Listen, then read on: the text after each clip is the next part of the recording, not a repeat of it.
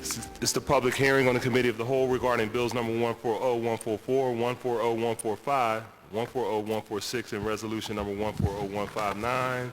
Ms. Lewis, would you please read the titles of the bills and resolutions? Bill number 140144, an ordinance to adopt the capital program for the 6 fiscal years 2015 through 2020 inclusive. Bill number 140145, an ordinance to adopt the fiscal 2015 capital budget.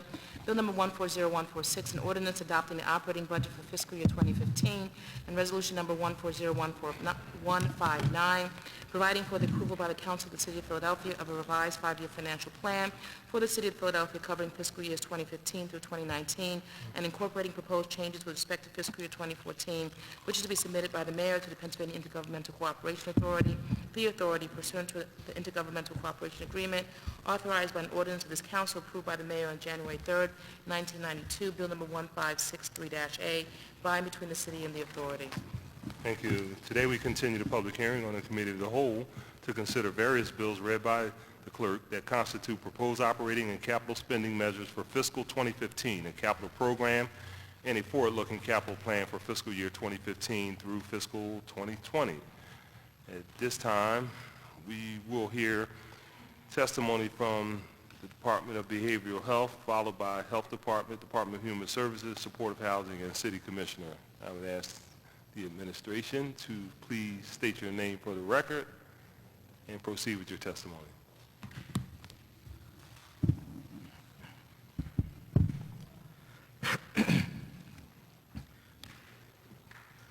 Good morning, President Clark and members of Council. My name is Dr. Arthur C. Evans. I'm the Commissioner for the Philadelphia Department of Behavioral Health and Intellectual Disability Services, and I'm here to present testimony on our FY 2015 operating budget. Joining me today is Deputy Commissioner David Jones, as well as many senior staff who are in the audience. The FY 15 DBH-IDS operating budget request totals $1.2 billion. $13.8 million in the general fund, $254.9 million in the grants revenue fund, and $933 million in the Health Choices Behavioral Health Revenue Fund. The DBH-IDS FY 15 budget will support 268 positions, 16 in the general fund and 252 in the grants revenue fund. Of the $1.2 billion budget, $61 million or 5.1% is for intellectual disability and early intervention services, and $1.1 billion or 94.9% is for behavioral health services. Class 100 totals Class 100 totals $22.6 million, Class 200 totals $1.2 billion, Class 300 totals $221,000, Class 400 totals $236,000, and Class 800 totals $1.6 million. The mission of DBH-IDS is to improve the health status of Philadelphians in need of behavioral health and intellectual disability services. This is accomplished through an emphasis on recovery and resilience-focused behavioral health services, as well as an emphasis on self-determination for individuals with intellectual disabilities. Our goal is to help individuals realize their goals and to attain the highest quality of life possible. We work with persons recovering from mental health and/or substance use, individuals with intellectual disabilities, families, service providers, and members of the broader community to ensure that high-quality services are accessible, effective, and appropriate. We are committed to developing a system of care that is data-driven, employs evidence-based practices, promotes cultural competency, and eliminates health care disparities. The behavioral health component of the department coordinates the city's mental health and substance use treatment system for 130,000 individuals, adults, and children annually.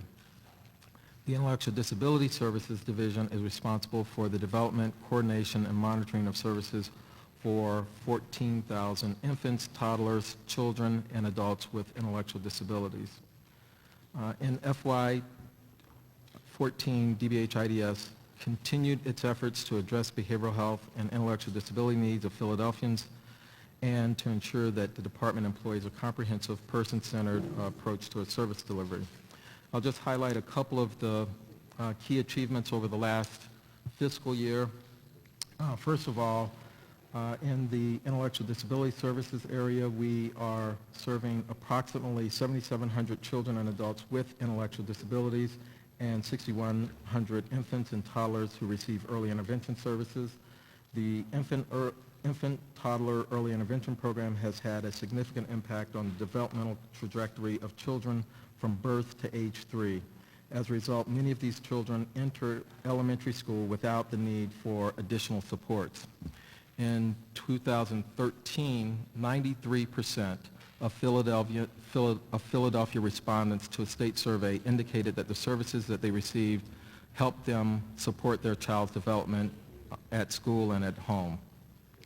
95% of families indicated that they used the information learned from early intervention services to support their child's learning and development. We also continued to expand our life sharing program. That's a program that allows people with intellectual disabilities to live in caring homes that provide an enriching, supportive environment.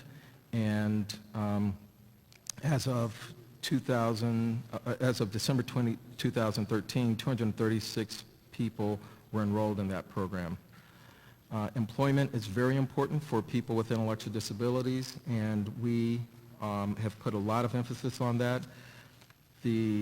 During the first 7 months of this fiscal year, 485 individuals with intellectual disabilities were employed and 784 received employment services. In terms of some of our behavioral health initiatives, we continued to emphasize pay for performance. Last year, our pay for performance payout was about $10 million, and we've seen some very significant improvements in service delivery as a result of that program. In terms of our minority, women, and disabled-owned business initiatives, the department's goal for the last fiscal year was 8%. We, in fact, came in at 14%, and I should note that there were several vendors who actually are minority women-owned businesses but have not been certified. Had they been certified, our percentage would be actually about twice what it was. The department is a national leader in implementing and using public health strategies to address behavioral health conditions. We are working in a lot of different domains, including using mental health screenings, both online and in the community. We're using mental health first aid as a strategy to educate the public about mental health issues. We are employing crisis response teams in the aftermath of traumatic events in the community so that we are beginning to intervene earlier when community members experience trauma. We're also now doing a pilot using an evidence-based online therapy program to expand options for people who are in need of behavioral health services. Finally, I'll make a few comments about some of the challenges that we have currently in our system and in terms of addressing people's behavioral health and intellectual disability needs. One of the main challenges for us right now is the lack of Medicaid expansion, which has impacted us in several ways. A couple are that because Medicaid was not expanded in the state, we have less revenue in our Medicaid managed care program than we had anticipated at the beginning of the year. And the other issue is that it continues to put pressure on our grants, which we use to provide services for people who are uninsured. In terms of our 2015 issues and priorities, two of the top priorities for the department is to continue to expand to build our community-based network of services, and we will continue to improve and expand our performance evaluation system. As I mentioned, we are using pay for performance to drive provider performance. We found that to be a very effective way of improving provider performance, and we want to continue to expand that. Finally, we appreciate the continuing support of council members in the ongoing effort to highlight public health issues and to secure the resources required to meet the growing demand for behavioral health and intellectual disability services. My staff and I would welcome the opportunity to meet with any council members at your convenience to engage in further discussions regarding these issues. I would also like to extend a personal invitation to you and your staff to enroll in our mental health first aid training, and I'm happy to answer any questions that you might have this morning. Thank you. Thank you, Doctor. A couple of quick questions. Section 45, page 3, your budget details show a $62.9 million increase in budgeted funds for FY15, and the majority of the increase is due to a proposed increase of over $51 million in the Health Choices Fund. Can you explain that? Sure. So because of the way the state budget works, remember that 99% of my budget comes through the state of Pennsylvania.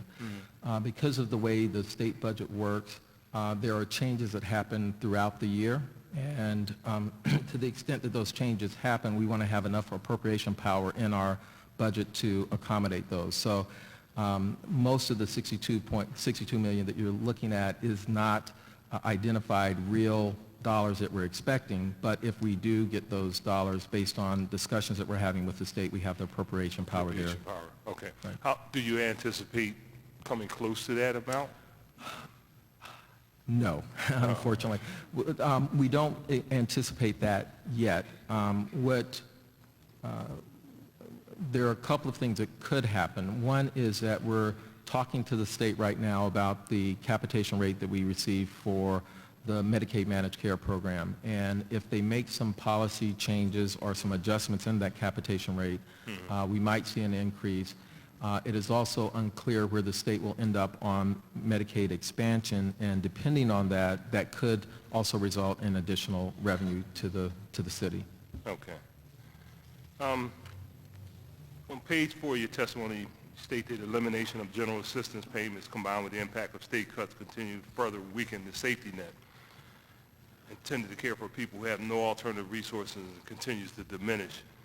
Can you quantify the amount of people who will be affected by this gap in coverage, and also please detail the specific impacts this loss may have on the local population? Yeah. And I'm representing a part of the city that there's been Sure. significant challenges. I know that this is having Sure. an impact. Can you just kind of... Sure. It's hard to quantify the actual numbers, but let me talk a little bit about what I think the impacts are going to be. So there are two things that have happened with regard to GA that have been challenging for us as a department. One is that the cash benefit went away. The other is that the state has made it more difficult for people to actually enroll in Medicaid, and to GA in particular.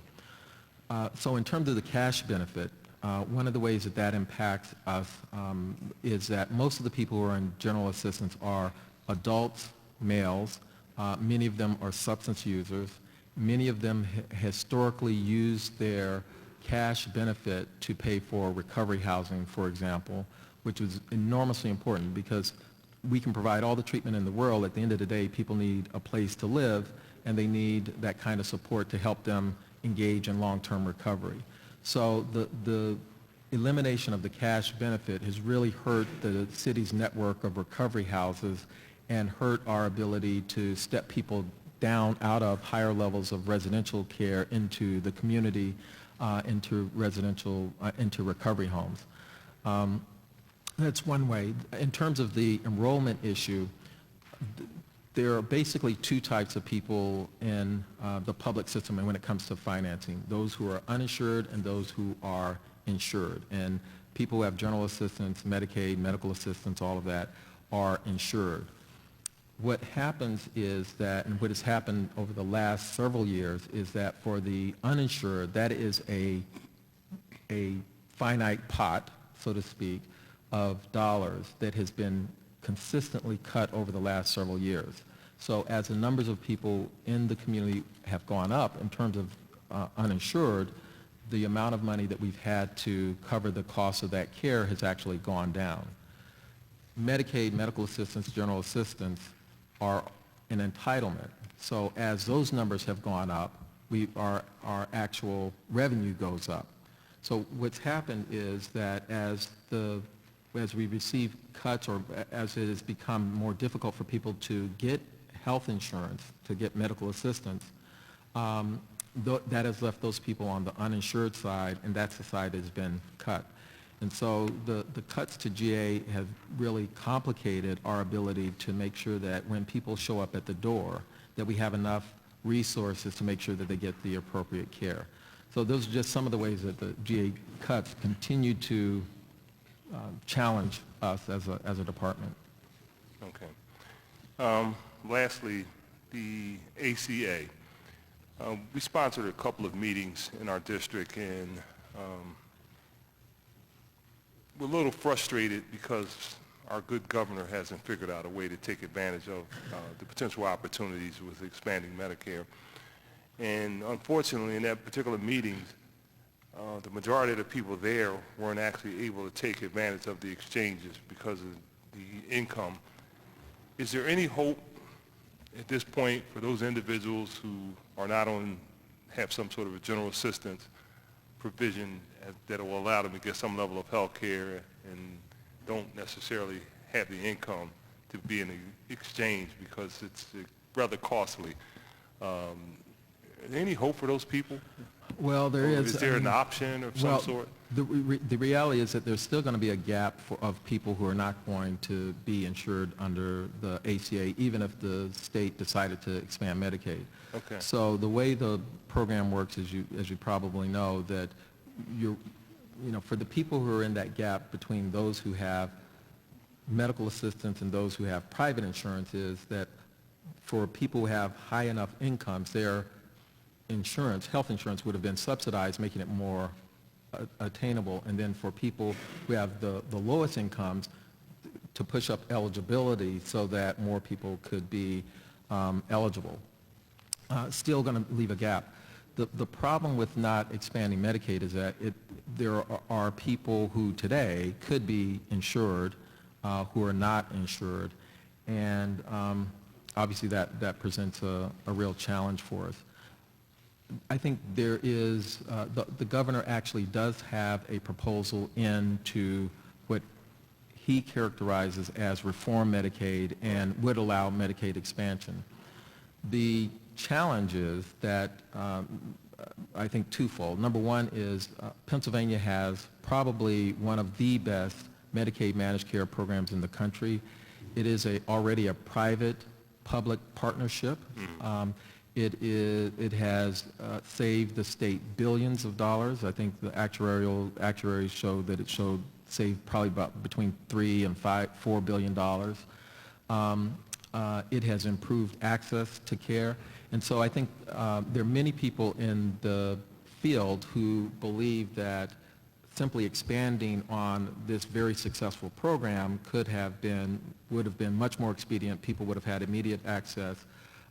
What the administration chose to do was to say, well, we need to reform Medicaid and get a federal waiver in order to make these reforms happen. That process takes a very long time, particularly the waiver that the government decided to go after. So it's probably going to take at least another year before anything would be approved and could be implemented. So I think there is hope. There's not hope that it's going to get resolved in the near future, but in the long term, there is some hope that Medicaid will be expanded. The other thing, and I think this group should understand this, is that the way the ACA works is that there's a payment called disproportionate share payments that go to hospitals, and that's to help them cover people who are uninsured.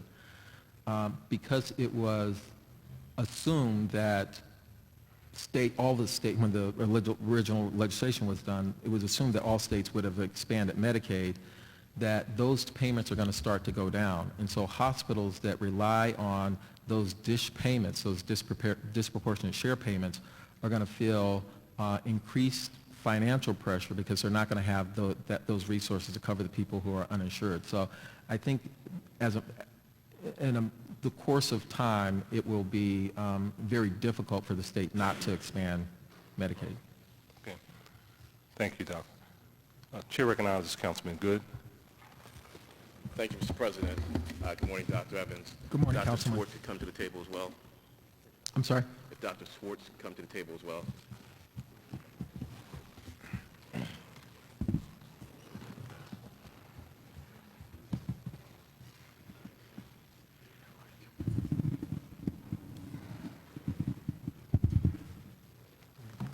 Morning, Dr. Schwartz. morning. I have questions for Dr. Evans as well, but I have a series of questions for you. Are you aware of my information request made to the Budget Director for all departments? I believe I am, yes. Okay. And you oversee multiple departments testifying today, correct? I do, yes. Okay, I'm going to outline some of those questions just not for direct response unless you have it, but just to outline them for the record, and I need a written response to them. I don't necessarily, I came up not knowing what question you were going to ask, so I don't have my notes in front of me, but I'm happy to be. Most of these will be for written response anyway. Yes. Okay. Which services does your department contract out that were once performed by city workers? Will you be able to provide that information? I had thought that that had been provided. I'm sorry if it hasn't. We're happy to provide it to you. Okay, and that includes Dr. Evans' information? All of our departments had, I believe, provided it. If you haven't received it, I apologize, and we'll make sure that you do. Okay. Are the private sector workers who now perform these contracted services paid a living wage with benefits? The answer to that question varies slightly by department. I can give you an example which may be most helpful, and I believe that information was included in the response. Rather than example, you're going to provide a full listing. Absolutely. I believe that was done, and I, again, apologize if you don't have it. Has your department requested waivers for contractors to help them avoid paying the local living wage and benefit standard? Among the 4 departments, yes, there have been requests of waivers, and I believe they were provided to you. Okay. And I have a listing from another source, but I look forward to your listing that information as well, and so I can expect to receive that. Absolutely. And the basis for the request of the waivers. Absolutely. And can you tell me the waiver process?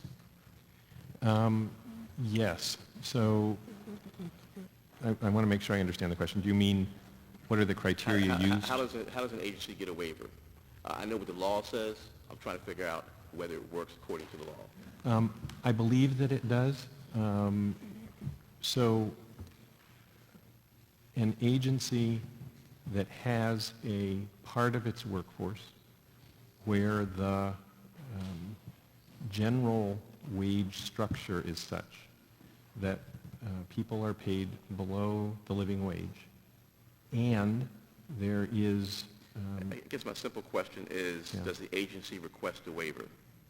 Does the Agency request a waiver? contracted agency? Yes. Yes, they do. And in each case, the agency requests a waiver. I'm sorry. In each case, the agency requested the waiver. I believe that is the case. I know it best, as you might imagine, for the Department of Public Health. But that is the process that we have intended, yes. And can you just verify in writing that each agency requested the waiver in whatever you're sending to me? I will do that to the best that I can. So, Here's the question. Sure. And it's somewhat off the top of your head, so if you can't name an agency, fine, but if you can, that'd be great. Okay. What's the maximum amount that these contractors could have afforded to pay, the ones that got waivers?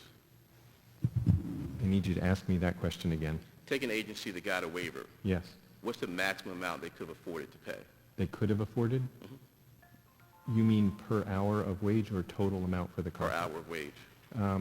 I would need to give you that by contract since there's so much variety in the kind of workforce and the issues. I will go back and look. Do you know by agency and contract how much each could afford to pay? I don't believe I know. Did you ask them how much they could afford to pay? I don't think we did precisely. I think what ability to afford it. Dr. Evans, did you ask any of the agencies that requested waivers what they could afford to pay? We don't ask that question specifically. What we try to understand is why is a provider asking for a waiver, and there are a variety of issues. If you want me to go into some of that, I could do that. I understand why waivers are given, and we can get into that a bit more.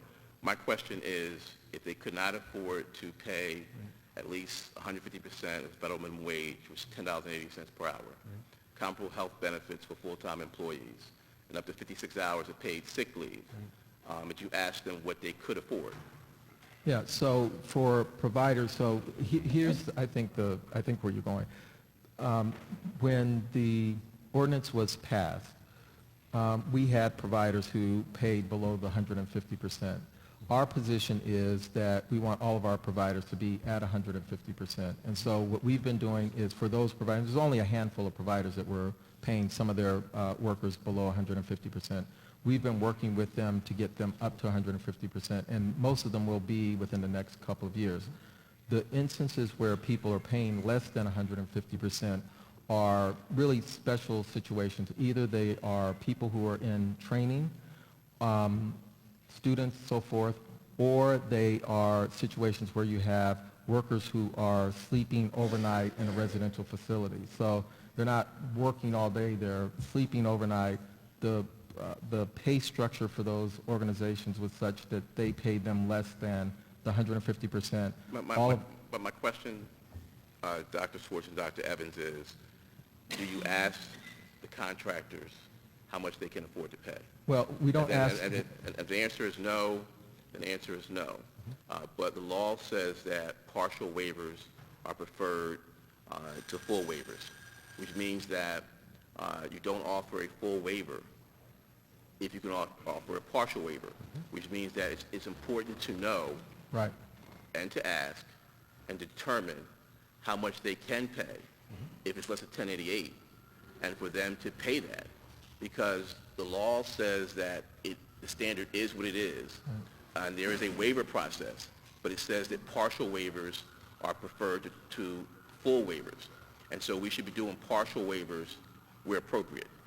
Absolutely. So what we're trying to, and I clearly understand the question, so what we're trying to do is to get those providers that are less than 150% up to and above 150% as quickly as possible. So while we don't ask the question, what we do ask is for them to start moving those rates up, and all of our providers are doing that. So if they were, I don't know, say they were at 100% at one point, now they might be at 125%. Today. So that what we're trying to do is to move them up to that 150%. The other challenge, just so you have some context, is that what this does is it puts compression on the salary structure in some of these agencies that have a lot of low-wage workers. And so it's not just what they're doing with those workers, but then what does it do to the entire structure? So that's one of the reasons that we're trying to help them get up to that standard in a reasonable way. Okay. Go ahead. I would just also say, we agree with you about partial waivers.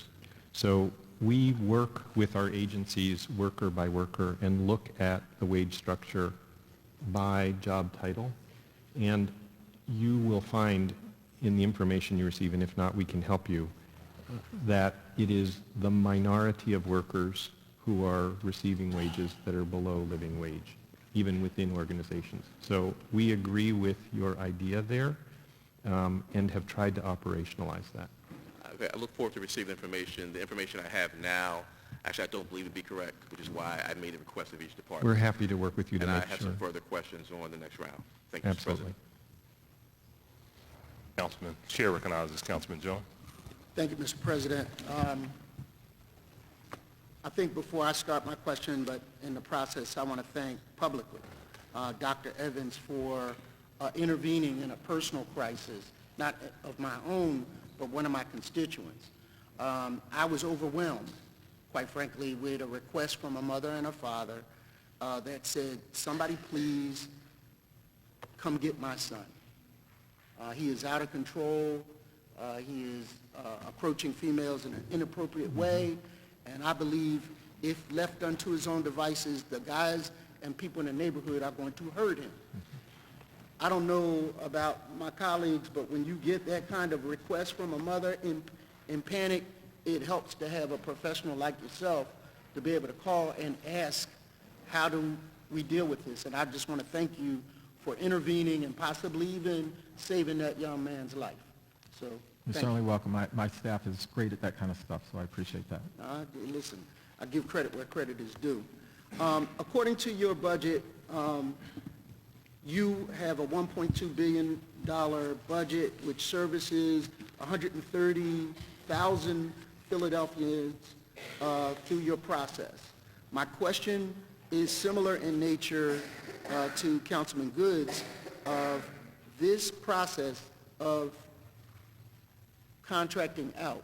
How much of that budget is actually contracted through subsidiary organizations? Okay, so our department, unlike other city departments, doesn't provide services directly. We are solely a payer, with the exception of acute services. So all of the behavioral health services that are provided in the city are done on a contractual basis, primarily with private nonprofit organizations, a small handful of for-profit organizations. So the answer to your question, when it comes to behavioral health service delivery, all of those services are contracted through private nonprofits primarily. And recently you went to a community-based model that emphasizes, and I appreciate that you, Dr. Ambrose, and Dr. Schwartz gave a briefing last year about the interconnectivity between the three departments, and I believe together you guys represent $2.2 billion worth of our budget, social service delivery. So that was very helpful, and I would encourage you doing it again this year just to give us a refresher course. But you also moved to a KUA system, both you and DHS, and could you explain your rationale for doing that? Sure. So the KUA, which is Community Umbrella Agency, is actually a DHS construct. And I don't want to explain the DH, but essentially what it is doing is it's moving from a highly centralized way of delivering child welfare services to those services being embedded within the community in community-based organizations. Our role, we're not a part of that per se, but because we work so closely with Commissioner Ambrose and her agency, and many of the families who require child welfare services also require behavioral health services, we've worked very closely to embed and make sure that behavioral health services are embedded within them.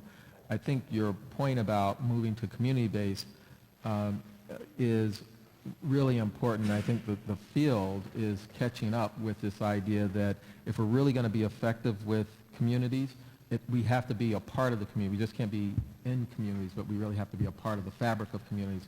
And so both DHS, my agency, are moving in that direction. And I agree in theory with that notion that you shouldn't send a child or a patient way into Hoboken when Exactly. you can deliver those services here and the economic benefit here. I get that part, but some unintended consequences arise from that, like how do you monitor the outcomes of that? And I think in addition to the human capital that we pay people with, also some of the service delivery things, how do you maintain a check and balance over folk that are not quite in your department? And I don't know how it works with your department. I want to also ask DHS and also Health Department how they manage all of those contracts. Right. And what kinds of, as important, in the DHS construct, you have 10 different areas that have now subcontracted out. And the input from elected officials, community representatives, in my opinion, needs to be tweaked a bit. And so what is your observation of those outcomes Sure. thus far under that construct? That's a very good question, and I think, as a public payer, what we try to do is to make sure that every dollar that we spent is spent in the most effective and efficient way. So we have a wide range of things that we do to make sure that we are getting the best possible services for our providers and that there's accountability around the services that we provide. That includes providers having to be credentialed to be a part of our network, and we just went through a very extensive process of looking at our credentialing process, really using state-of-the-art, what we believe are state-of-the-art strategies to not just do a minimal standard, which is done typically in managed care, but to really raise the bar on even being a part of the network. We have a monitoring process where we have staff that go out and they spend a day or sometimes 2 days. They're not only looking in charts, but they're talking to people who receive services, they're talking to management, they're looking at the service delivery in lots of different ways. We have a consumer satisfaction team, which is an agency that is under contract with the department. So independent of us, they go out to our provider agencies and they're talking directly to recipients of services. So it's unfiltered. So they're getting feedback. I meet with the consumer satisfaction team with my senior staff on a quarterly basis because I want them to hear what our service recipients are saying about the services that they're receiving. We have a pay-for-performance system. We have, for every provider in our service system, and probably 80% now of our Medicaid managed care program, they are being evaluated usually on 5 to 7 different metrics. We evaluate them, we weight them, we rank order those providers, and we provide incentive payments. So there are a whole host of ways that we try to do that. So I go back to my original question. How many contracts do you oversee with how many providers? Not how many contracts, how many different providers? So we have about 200 providers. All right, so that's, and this round of questioning applies to all of them, so it's not just you. Sure. And because that's a lot of monitoring. Sure, absolutely. And I'm more, how long has the CUA system been in Well, I effect? think, again, this CUA system is really a DHS I got it. construct, I'm so sorry. that's I not gotta us. ask everybody the same thing. Okay, So, right. so to your knowledge, how long has it Well, been? Commissioner Ambrose has been rolling that out over the last year, and like I said, we've been working with her to do that. It's not fully implemented at this point. So my point, and I'll stop on this, Mr. President, is that this is a perfect time to tweak, because we are beginning to get some concerns from the community about the new direction that they've gone in, and making sure that all of the checks and balances, including wages, are in there. But more importantly to me, service delivery impacts and outcomes. And I'll follow up on that in my next round of questioning, sir. Thank you, Councilman. Chair recognizes Councilwoman Tasco. Good morning. Good morning, Councilwoman. I just want to follow up on the question about the waivers. Do the for-profit agencies ask for waivers? No. These So are only it's mostly with nonprofits. Nonprofits? Right. These are agencies that are contracted directly with the department and have grants with the department. And so, Okay, all right. On page 4 of your testimony, you discussed pay for performance as a way to provide incentives for contract providers to improve recovery and resilience outcomes for adults, children, and adolescents. Can you provide some more detail for how this model improves the effectiveness and efficiency of behavioral health services in the city? sure. And so I think this goes to Councilman Jones' question as well. So about 5 years ago, the department started looking at each level of care that we pay for and developing a set of metrics to evaluate that people who are providing that services. For example, level of care would be inpatient psychiatric hospitals. So what we wanted to do is to look at how could we use financial incentives to incentivize good provider performance. And what we did was we identified things that we think are related to good outcomes and good services. We developed those metrics. We came up with a scheme to weight those metrics and then to rank our providers based on that. So for example, we will look at things like the recidivism rate, the extent to which people return back to an inpatient hospitalization.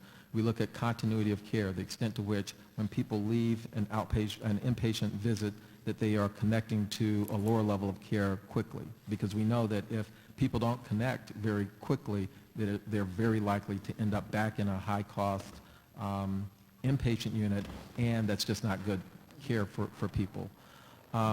So over the last several years, we've increased the number of services that are in our pay-for-performance system. Right now, we have probably about 80% of our service system that is in pay-for-performance. We use about $10 million a year for those performance payments. It fluctuates, but around that amount. And already we've started to see some pretty significant improvements. So, for example, one of the things that we have been working on for years was trying to reduce the recidivism rate back into inpatient hospital care. When we moved to pay for performance and providers, hospitals were no longer getting any kind of increase outside of that performance payment, it really focused their attention on strategies to improve in that area. And so for the first time in several years, we've seen a significant increase or decrease in recidivism in inpatient hospitals. We calculate that we've probably saved $4 million over a 2-year period just by using pay performance strategies in hospital level of care alone. So they work harder to provide better services. I'm sorry?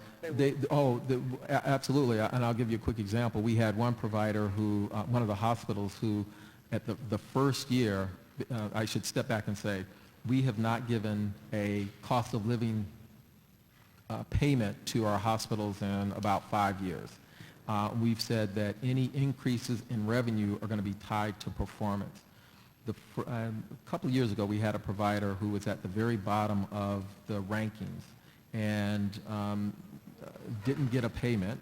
I assume their leadership found out that they didn't get a payment. The very next year, they were at the top of the distribution. So this is a very powerful way of shaping good practices, and it's something that we're very committed to because it actually saves us money and it gets better care for people. I noticed that you talk about sending individuals away out of the city for services on page 3, residential treatment facilities. Do we have a number of residential facilities here, and how many do you have outside of the city that you're contracting with? Sure. I don't know the exact number that we have outside of the city, but these are residential treatment programs for children. And a couple of years ago, about 3 or 4 years ago, we as a city made a commitment that it was not in the best interest of our children, Philadelphia children, to send them to places like Utah and Colorado. We're sending them to communities where often there are no people that look like them, that understand them.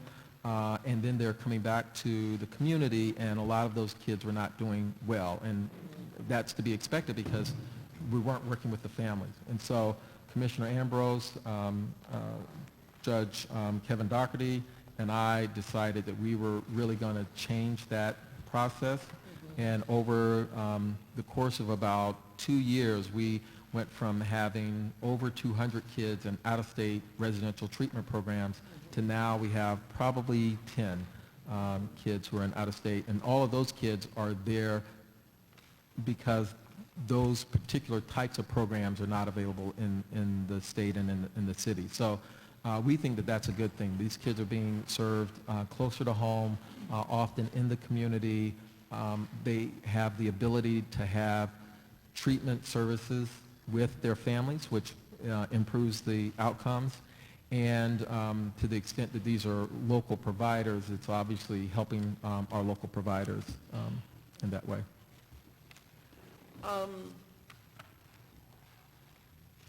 Page 4 of your testimony details the 10% state funding cut for behavioral health services. For the upcoming state budget, do you have any indication of additional cuts? No, this year it looks like no cuts. Surprise. So election year, right? Yes, I wasn't going to say that, but you can say that. No cuts this year. Oh, okay. Well, we'll see what happens. On the grant side. On the Medicaid side, there has been a challenge, and because we get paid on a capitated basis, meaning we negotiate a per member per month rate with the state, and that rate has been severely, in our opinion, restricted over the last 3 to 4 years. We've actually had the same rate, and we've served more people at a lower cost per person. So we've actually gotten more efficient. The way we've been able to manage the rates not going up over the last several years is that we've become more efficient as a system, but we're just at a point now where we cannot get any more efficiencies. We really need to get a higher capitation rate from the state. I'll come back. Thank you, Councilwoman. Chair recognizes Councilman O'Brien. Thank you, Mr. President. First, I would just like to commend Arthur Evans for his wonderful leadership in the city of Philadelphia on so many very, very challenging issues. And I would like to thank you for the initiative, the Philadelphia Autism Project, and the Citywide Autism Task Force. And I'd like to give a shout out to Valerie Olds, who is just an extraordinary person. And we had our first leadership meeting last week. And the energy in that room, I just can't believe, my brain just went like this because there were so many bright people and committed people to that conversation. And the second statement, there are a lot of wonderful questions that preceded my interrogation on the budgetary impacts. And I would just like to echo that although there aren't any cuts on the horizon right now, they're not done until they're done. So these hearings and our advocacy are critically important to sustaining the level of service that our citizens need. And I'd just like to, again, I understand the loss of general assistance, cash assistance in 2012, combined with a failure to expand Medicaid eligibility, puts a strain on the behavioral health system. But I would just like to stress the support that you provide to the organizations that provide the advocacy and the support for families who need help with a loved one with disabilities through agencies like Vision for Equality, ARC, Speaking for Ourselves, and the Mental Health Association of Southeastern Pennsylvania.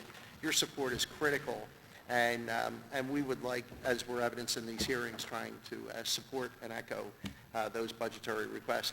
The other question I would like to get to is there recently was an article in the newspaper about Christina. I'm sure you're aware of that case. She is an adult living with autism, and there are 3 different areas that I've recently had meetings with people on, and I'd like your comment and advice. One is expanding the Amber Alert system, because I don't think it includes cognitive deficits like this individual is challenged with. And that would mean that I don't understand completely how the Amber Alert system works. I don't want to reinvent the wheel. What I'd like to do is take DBH, the police department, perhaps the DA's office, and the media, and understand how that system works and see if we can collaborate on creating a policy statement that would add this population to that important mechanism, because this individual disappeared at 2 o'clock, and unfortunately she wasn't found until 6:30 the next morning when she had froze to death. And that brings us to a second level, which is that I'm encouraging law enforcement to do an enhanced criminal investigation. And I don't say that lightly. I believe that there are 3 things that have to happen. You have to develop a behavioral plan. You have to have goals, and maybe those goals are expansive, more expansive than what we're doing right now. And I'm not challenged by that, but the training is critical. But also, the mens rea in this case is if that individual had knowledge of this behavioral plan and in fact advocated for a one-on-one and knew the elopement issues and knew the proclivity for taking some of her clothes off and on other issues, then we have to critically examine whether that behavioral plan was in effect and to what extent. And I believe, again, that we have to bring that to the attention of our law enforcement agencies and see where that goes. And it brings me to the third issue, and that is, and this is, again, recognizing your advocacy. I know that cases fall through the cracks. So I would just like to know, as I build these other conversations, what is it that your agency is doing to respond to the elements in this case? And what are your thoughts and strategies going forward that can prevent a case like this from happening again? Yeah, so this was a really horrible case, and I think all of us felt really bad about what had happened in this case. As you probably know, the way, unlike behavioral health care services where we contract directly with a provider, those providers are directly accountable to us. For persons with intellectual disabilities, it's a more convoluted system where the state actually has a contract with the provider. The accountability is with the state, and we play an administrative role in terms of identifying, recommending providers, and some other kinds of things. And so it's a little more complicated when we don't have direct contractual relationship with the provider. So our role is to work with the state. Can you just drill down into that again? I'm sorry, I can't hear. You're provided a list of providers from the state, and then you work within that universe, and then you select the appropriate provider. Well, the state ultimately selects. What we do is we can help identify providers based on criteria that the state uses, the state develops. But that is the state's criteria. We don't, in fact, we can't change that criteria. And so we're in somewhat of an awkward position in terms of carrying out some of these tasks without the real authority to change them. We try to work with the state around that, and we'll continue to try to work with the state. And in this particular instance, we need to work with the state to understand what happened, what were the expectations in terms of the contractual expectations with the provider in terms of the oversight of the person who was providing the care and so forth, and to ultimately make recommendations that will prevent those kinds of things from happening again. So we're in the very early stages. I don't believe that the medical examiner has finished their process yet, but I think, ultimately we need to get to a place where we can make some very strong recommendations to the state around how we prevent these kinds of things from happening again.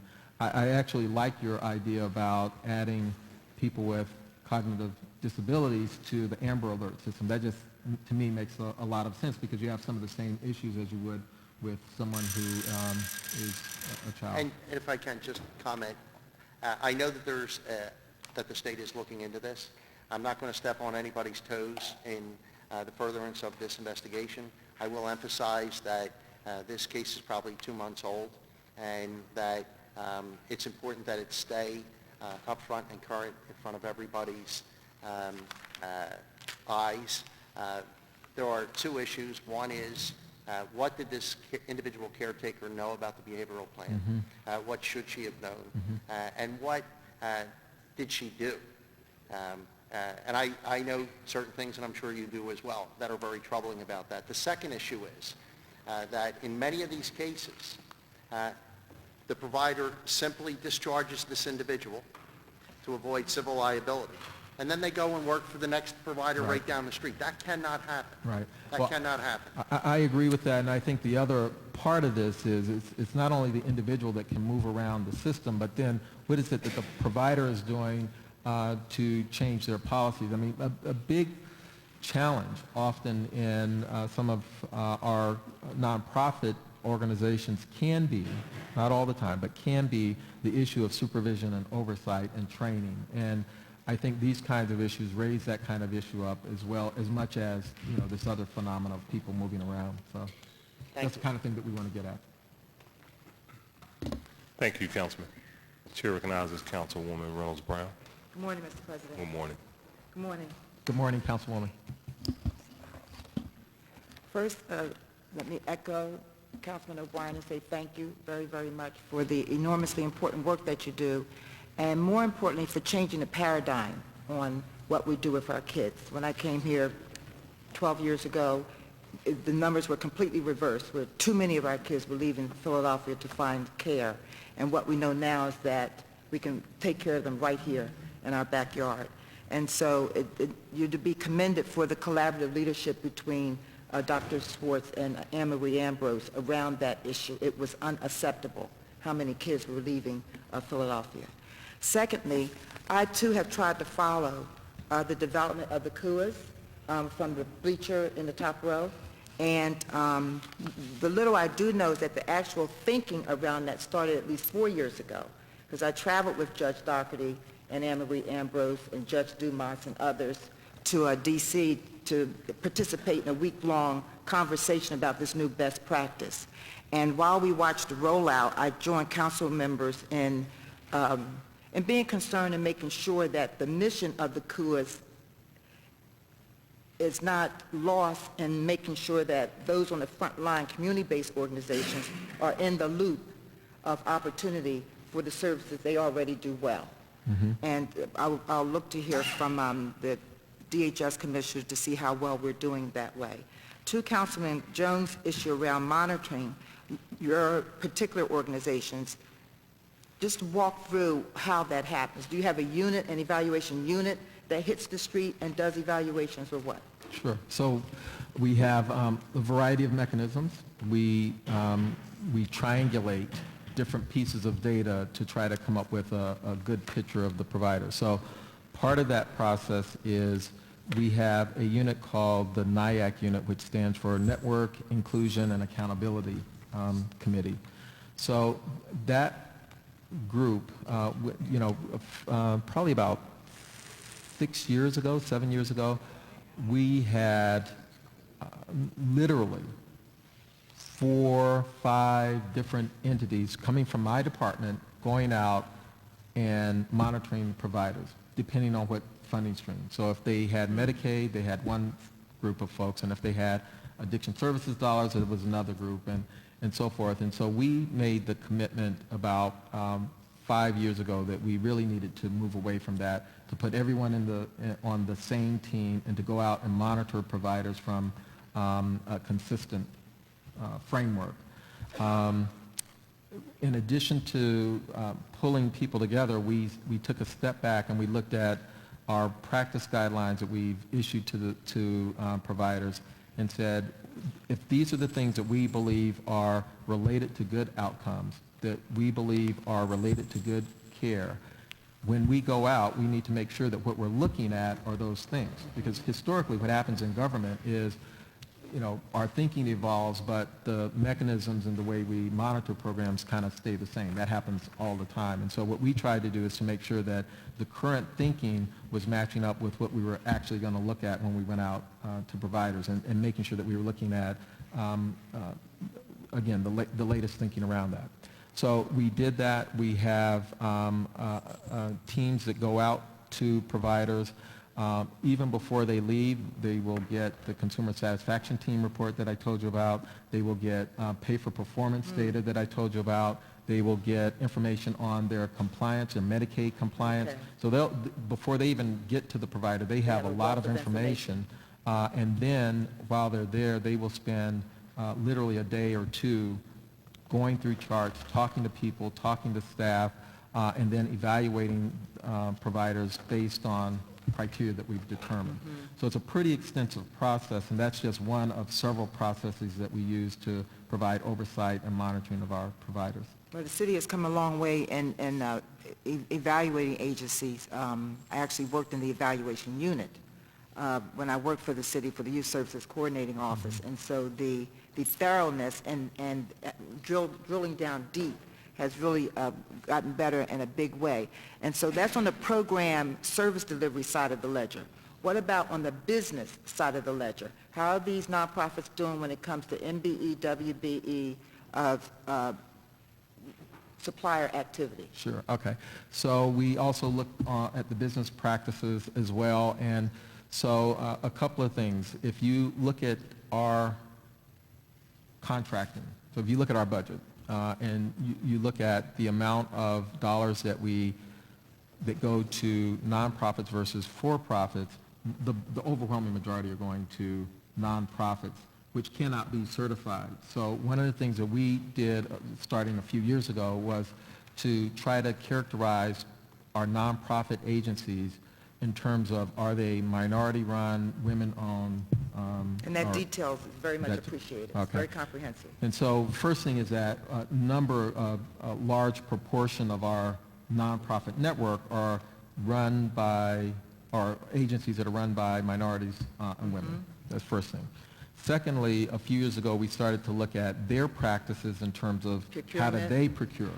And to give you an example of the kind of work that our finance people did, when we first went out and asked people, do you have a supplier diversity plan, 0% had a supplier diversity plan. Today, about 50% have a supplier diversity plan. And what has been the contributing factor or factors that have led to that kind of progress? That has been us going out and making this an issue. I mean, City Council has been clear about their intent. Expectation. The expectation around this. We in turn have raised this with our providers. We've worked with OEO and our vendors, our top vendors, and making sure that they, in fact, are paying attention to this issue. As I said, a number of them, over half of them now have a supplier diversity plan, which, you know, when we started this process, they didn't. So, yes, we're looking on both sides of the equation, both how are they doing service delivery, but then how are they doing practices, their business practices as well. Okay. So we'll honor the clock, and I'll see you on the next round. Okay. Thank you, Mr. President. Thank you, Councilwoman. Chair recognizes Councilman Heaney. Thank you, Mr. Chairman and Council President. Good morning. Good morning, Councilman. One, I was pleased to hear your response on a couple things. In particular, Councilman Jones, the majority leader's ability to have a call accepted, right, for advice and guidance. Yes. I have similar experiences with the department, but it's nice to know that somebody is acceptance of a call. Unlike, I think, in this budget process, we've heard that somebody who really discourages phone calls for advice and guidance. That's all public record, so thank you for that, especially when it comes to people's lives. Also, it was nice to hear, and I've known firsthand that it was nice to hear you and Commissioner Ambrose and Administrative Judge Doherty working so closely together in a collaborative effort to make things, work as efficiently and as safely and as economically as possible. I mean, I think, because I think that's, you can stop a lot of things, you can help a lot of the issues and what you do on a daily basis. So thank you for that. Sure. I have just a few couple questions. Can I ask Dr. Schwartz to please approach? Is he still here? Yes.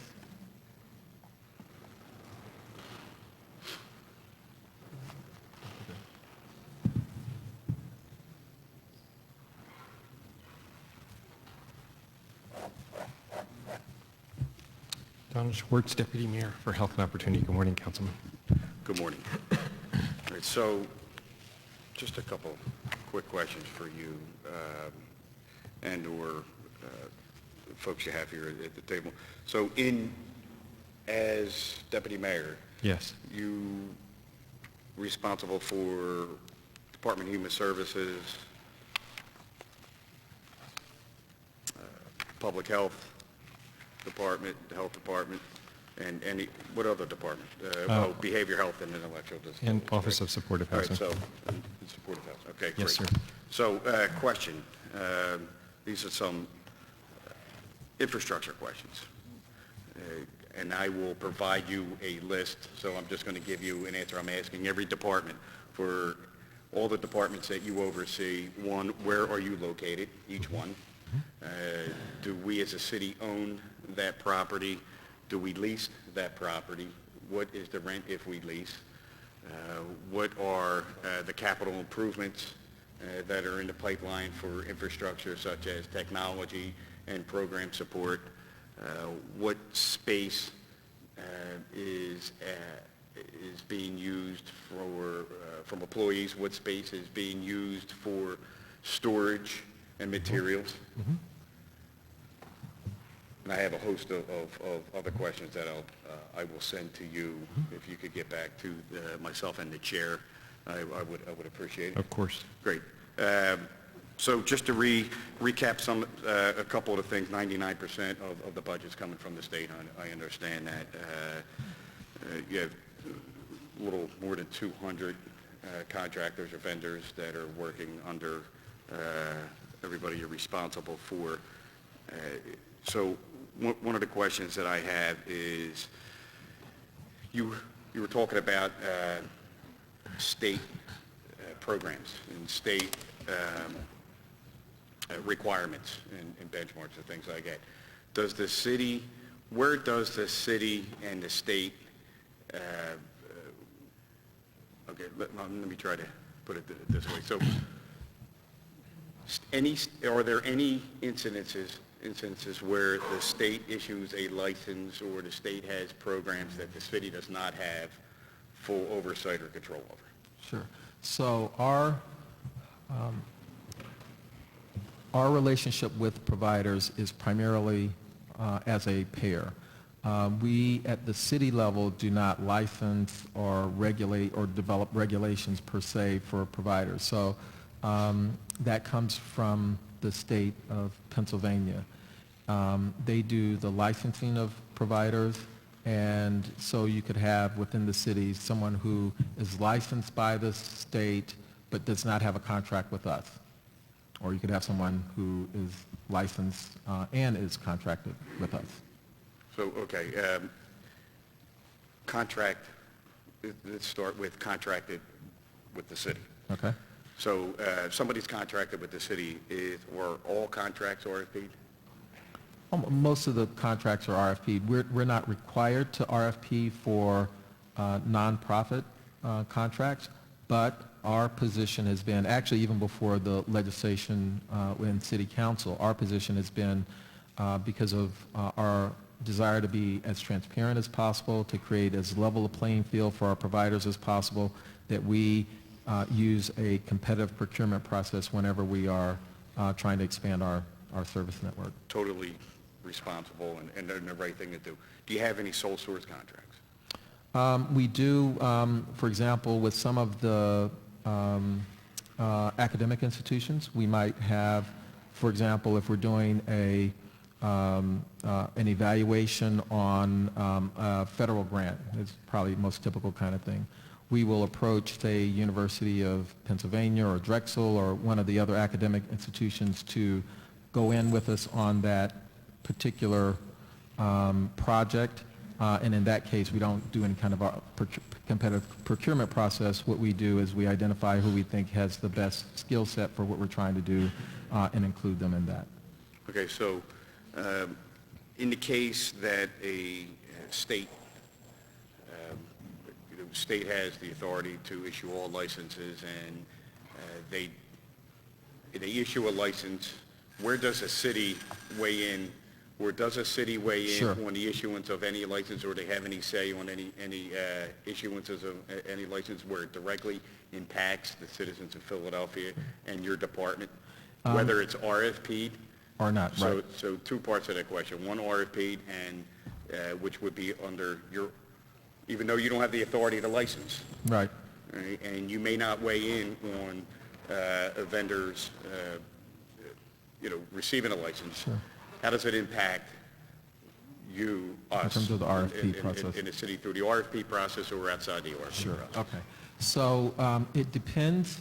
If it is a mental health program, the Department of Public Welfare licenses the mental health programs, and they have a process where they will contact my office when someone applies, and that person will have to get a endorsement from my office in order to, as a part of that process. That's for a mental health program. So in mental health. Mental health, all right, there is a state- process where they There's a consult us. process where the state includes a city Right. on whatever recommendations. Exactly. Or, the authenticity of the contract, the standing of a company. Sure, but on the addiction side, that is not the case. So on the addiction side, if someone wanted to open up, say, a residential addictions program, an outpatient program, a methadone program, they can go directly to the state. They can apply. The state can issue of the license, we may not even know. And in fact, we've had some cases where providers have done that. They've opened up, and then they've come to us after the fact and asked to join our network, in which case we typically say no. So what does that, how much of a disadvantage does that have on the department and the city on the addiction, and where a license is approved and given to a provider or a company, and it not under the city's supervision? Well, we would like for the state, and it's actually a different state agency, it's the Department of Drug and Alcohol Programs. We would like for them to consult with the city, county, it's actually a county function, but the city on these issues. One is that we can give them feedback. Number one is if we do have any kind of information about the provider who is applying. We can also give them feedback on the extent to which we think the service is actually needed in the city. So we think it would be prudent for the state to have a process that included us as we do on the mental health side. I also like that. I mean, I think it would be responsible Yes. to include the city. So you would weigh in on all different types of measures. Sure. All right, that would conform with your department and accountability. Would that also include the community? Right. So the community have involvement in Right. the location and to the extent of the services that are being provided in our neighborhoods. Sure.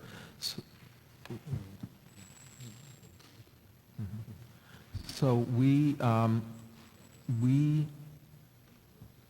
think it's really important for providers to be involved, contact, engage communities as opposed to just putting programs in communities.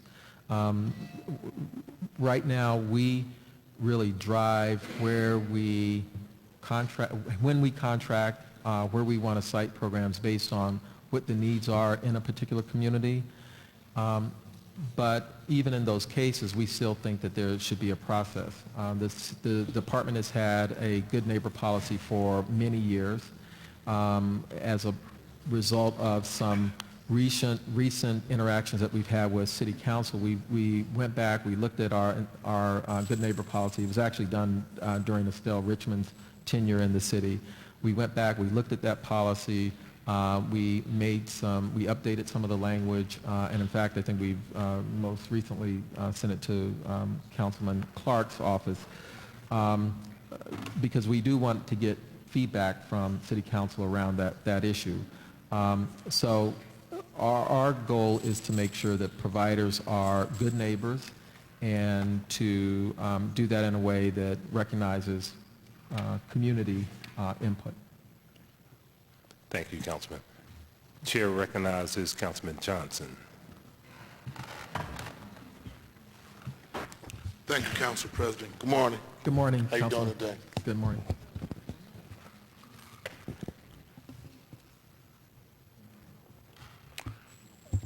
What is the percentage of school-age children that your particular department is servicing, specifically, one, with the Philadelphia School District, two, through Family Court working with the Youth Studies Center, specifically in the area of mental health and also drug and alcohol use? I'm sorry, percentage of children? School-age children that your particular... The percentage of the total people we Yes. serve? School-age children, juveniles. Right. So I'm sorry, I just want to make sure I got the right denominator. So you're asking for the percentage of children of the total children that we serve, or the total number of people that we serve, or? School-age children. I'm not quite sure. What I can tell you is that the numbers are, for children that we serve in our system, probably around 60,000 children each year are receiving services. Specifically in that 50,000, 60,000 children are receiving mental health services? Any of the behavioral health services that we provide as a city. Yes. Now, in terms of specifically working with the school district and the youth study center, do you have Sure. actual numbers of students being serviced in the school district for mental health issues? Sure. I'll get those numbers for you. Someone back there will give me those numbers. What I'll say is that we work with both the school district and youth study center. With the youth study center, we actually have a program embedded within the youth study center, and we serve the youth mental health, behavioral health needs within that context, and we've been doing that for a long So number of years. can you give us an overview of those particular partnerships and programs? Sure. With sure. the school district as well as family court? Sure. And can you break it down in two categories, which are somewhat simultaneously the same? From the mental health aspect, one, mental health issues, but to also give us an overview of the drug and alcohol therapy component as well. And I only asked that question just based upon the level of, really getting clarity on the level of young people who self-medicate, you know, oftentimes, you know, the environment. So some things that we may look at as casually may be young people engaging in certain types of narcotics just to specifically self-medicate, and looking at what are we doing as a city to address those particular issues. Sure, we can get that information for you. What I'll say is that we have a very strong relationship with the school district. We invest about $70 million a year in services that are in the school district, and those range from prevention services that are evidence-based prevention services that look at things like bullying, substance use, violence prevention, social skills. We have a student assistance program where youth who are having mental health challenges can be assessed and connected to the right services.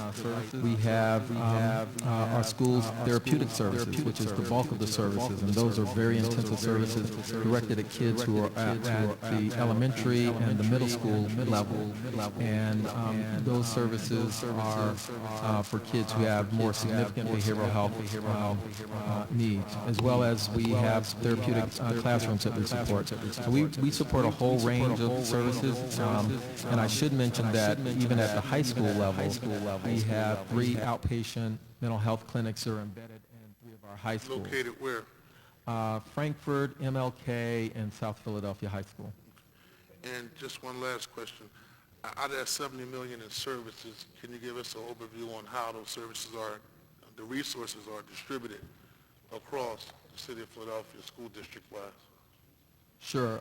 So about 103 of those 103 schools have school therapeutic services. A lot more, and I can give you the specific numbers in terms of the prevention services. The prevention services are actually much more widely distributed across the school district. And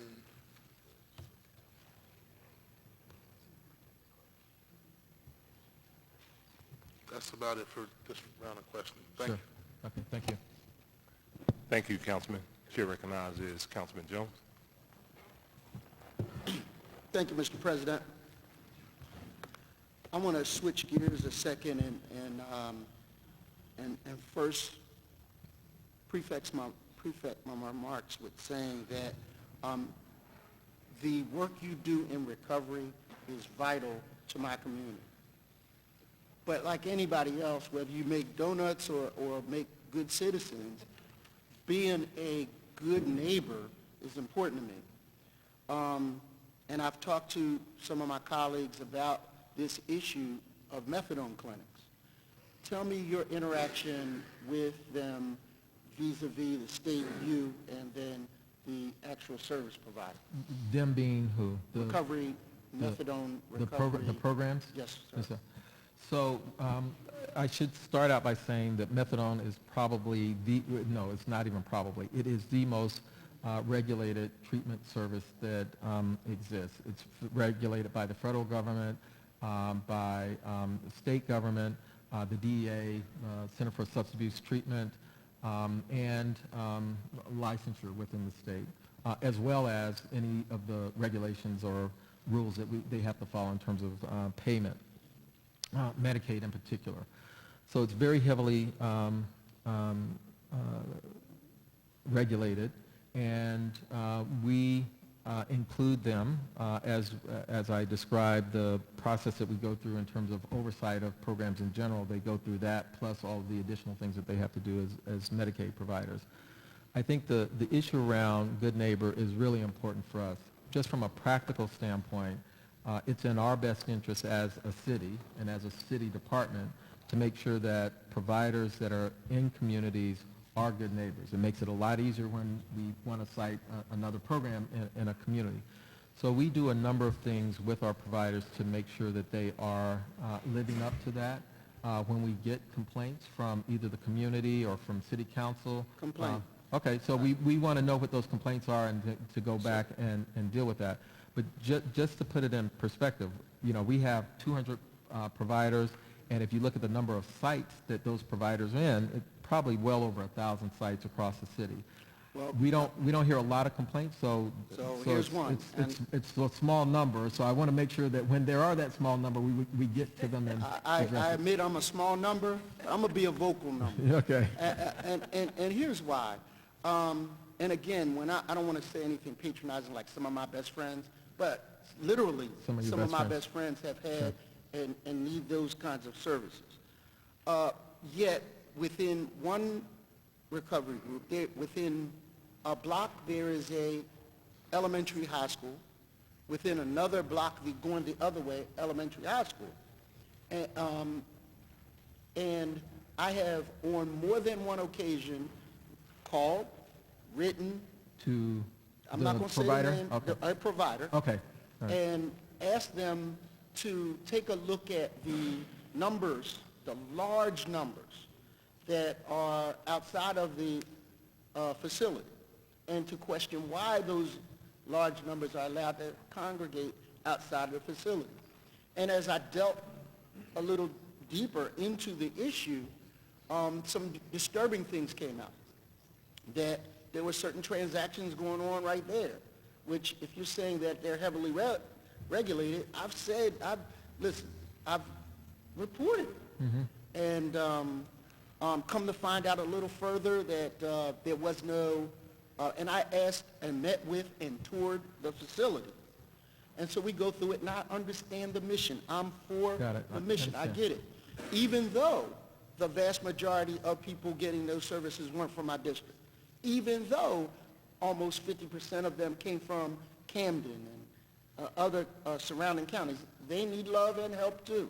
So I'm not angry about that. But when listed a letter with concerns, having a meeting after a tour, and nothing happens a year later, I'm at a different place in my mind. Absolutely, absolutely. Because I'm watching parents walk their kids through that kind of traffic on their way to school. As we start to get development in the area, I'm finding developers reluctant, not because of the services in the building, but the activity On the outside. Absolutely, I understand. and you know exactly where, you ride by it, so, if I say to you, neighbor, you might want to cut your grass, or you might want to not put your trash out, I'm only going to say it a couple of times before I start sending L&I and others to it. And I need to know what are recourse in these kinds of situations, because I'm not the only one facing that dilemma, because you want to support the mission, but I don't want to be NIMBY. Right.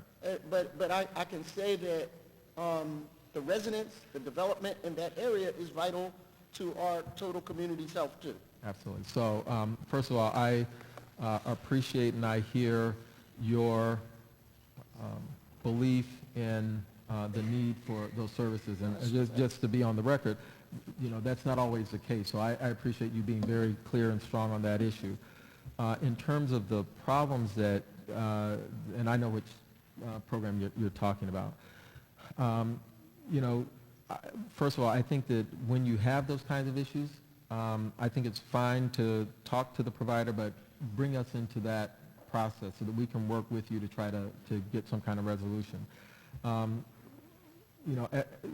Part of this is a bigger issue, which is because it is so hard to cite those programs. We have 5,000 people and 13 programs, right?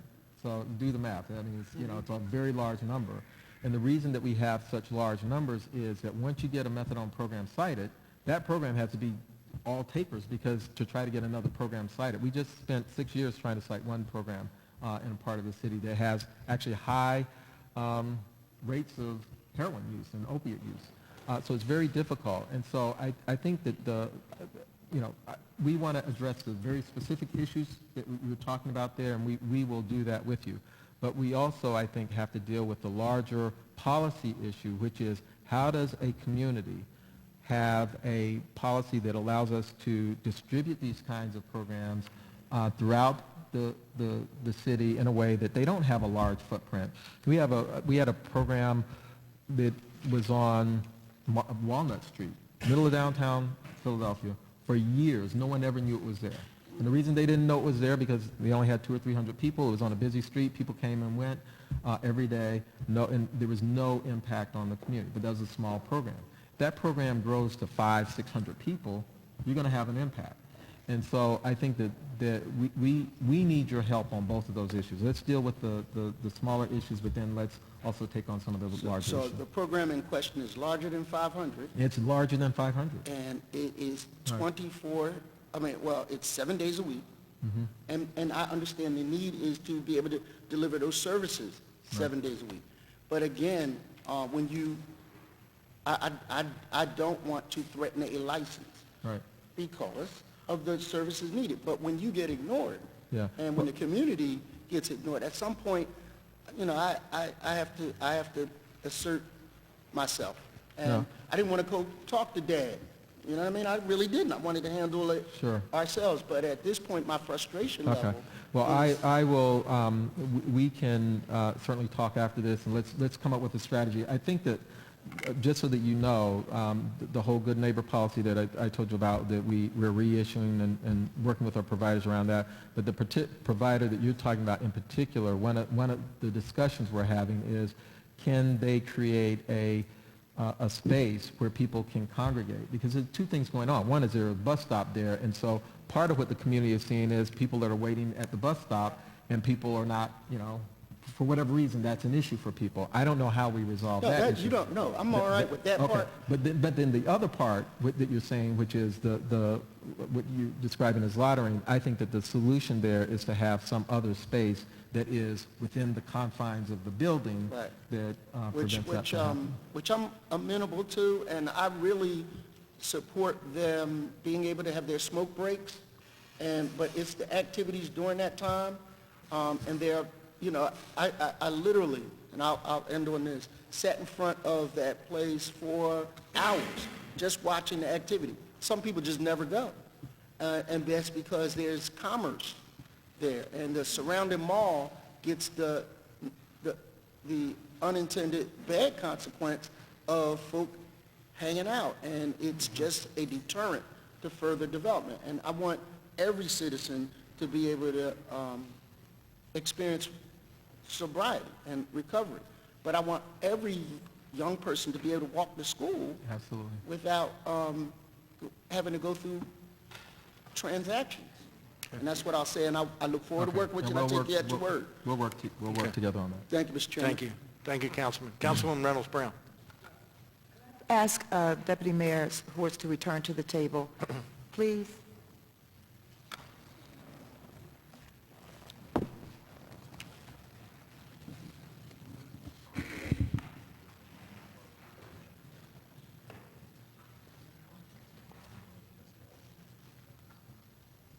Welcome back.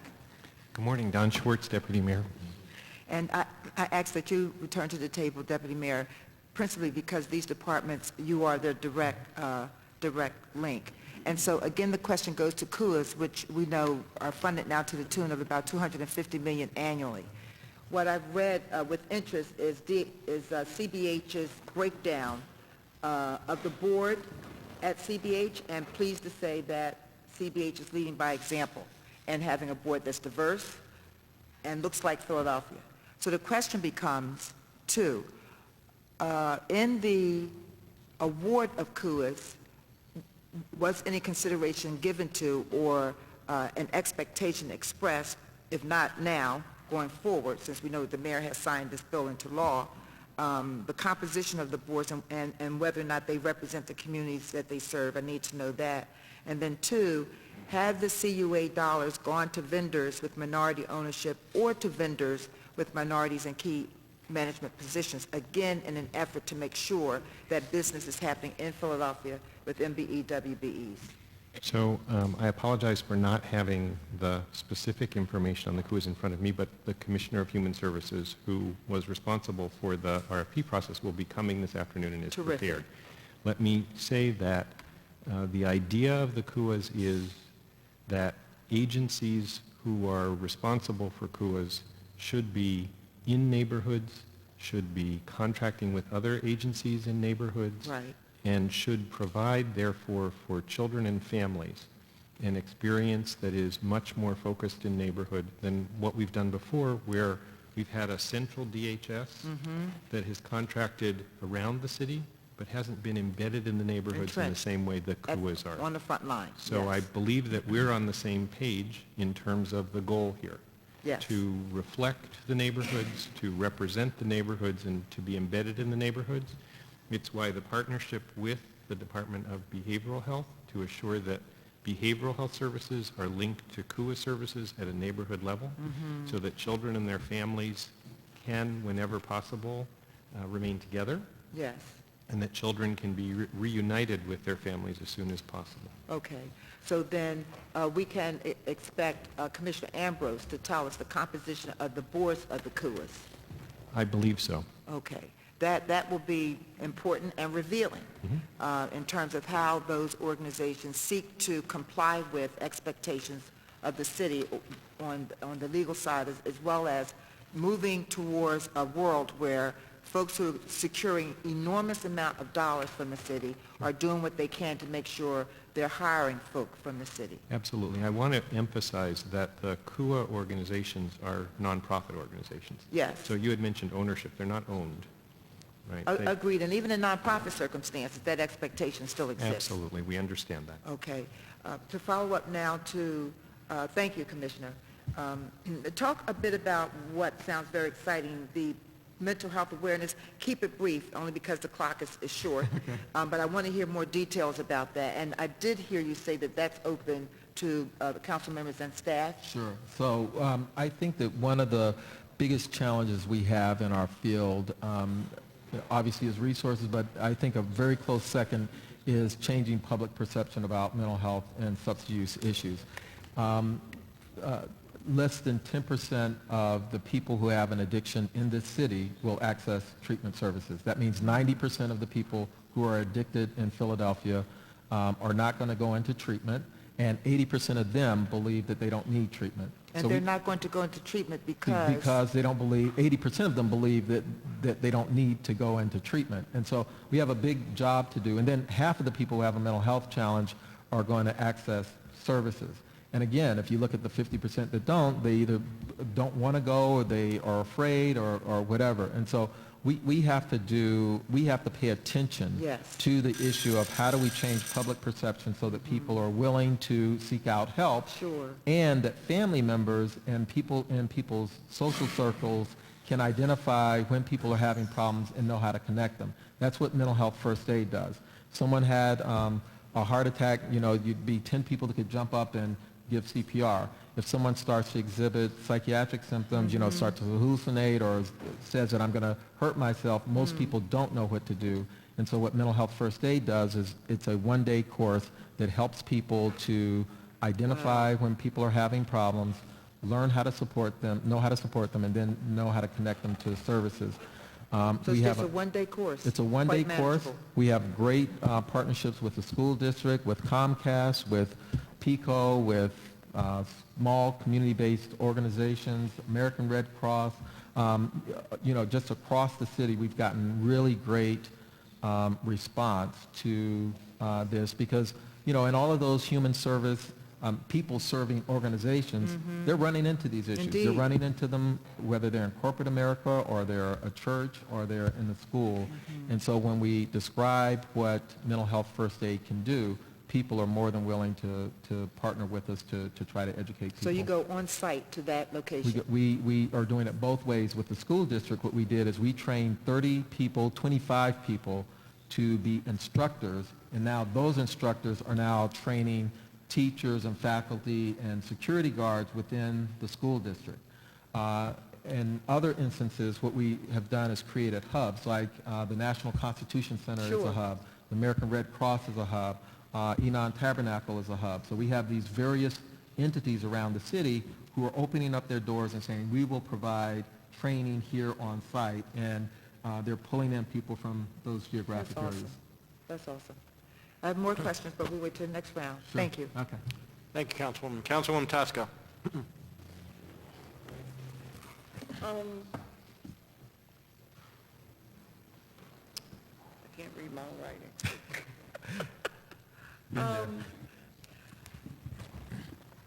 You know, since the rules came out that you couldn't house or institutionalize individuals with mental health problems, we now see a number of people on the street, and but you also send young people away. What happens to them when they become adults if they are in a residential facility? Do you have residential facilities? Do they stay in that facility, or do they have to leave the facility? Sure. So for youth who are in residential facilities and then age out and become adults, that can be a challenge, mainly because we don't have a residential system for adults in the same way that we have with children. We do have some residential facilities, and particularly for people who have very high needs, we've created specialized residential programs to transition those individuals into those programs, particularly people who have both intellectual disabilities and behavioral health challenges. The goal, though, is for people not to be in residential settings. That's always our goal. For some people, they need to be in a setting where they have to have 24-hour services available. But for the most part, most people, even with the most severe forms of mental illness, can live very successfully in the community with the right set of services and supports.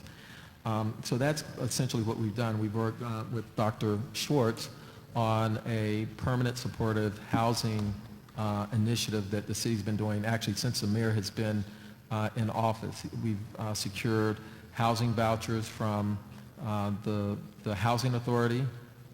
Then we leverage those housing resources, those Section 8 vouchers, with Medicaid-funded treatment services. And what we've been able to do is to move both people who historically had been in residential settings into the community, supported by assertive community outreach teams or assertive community teams. And for people who are homeless, we've been very successful in identifying those individuals who are homeless, who have a mental health challenge or a substance use challenge, getting them directly into an apartment and then supporting them with those Medicaid-funded services. In the cases where, particularly for people who have addictions and they might not be able to go directly into housing, we have created specialized treatment programs that people can go into, specifically designed for people who are homeless. They have very long lengths of stay, and then we're able to transition them into permanent supportive housing. To date, we have, I think, around 600-700 people who have been have come through that program. 93% of them are still in the housing, and they're being successful. So the issue is, what's the most effective model for supporting people?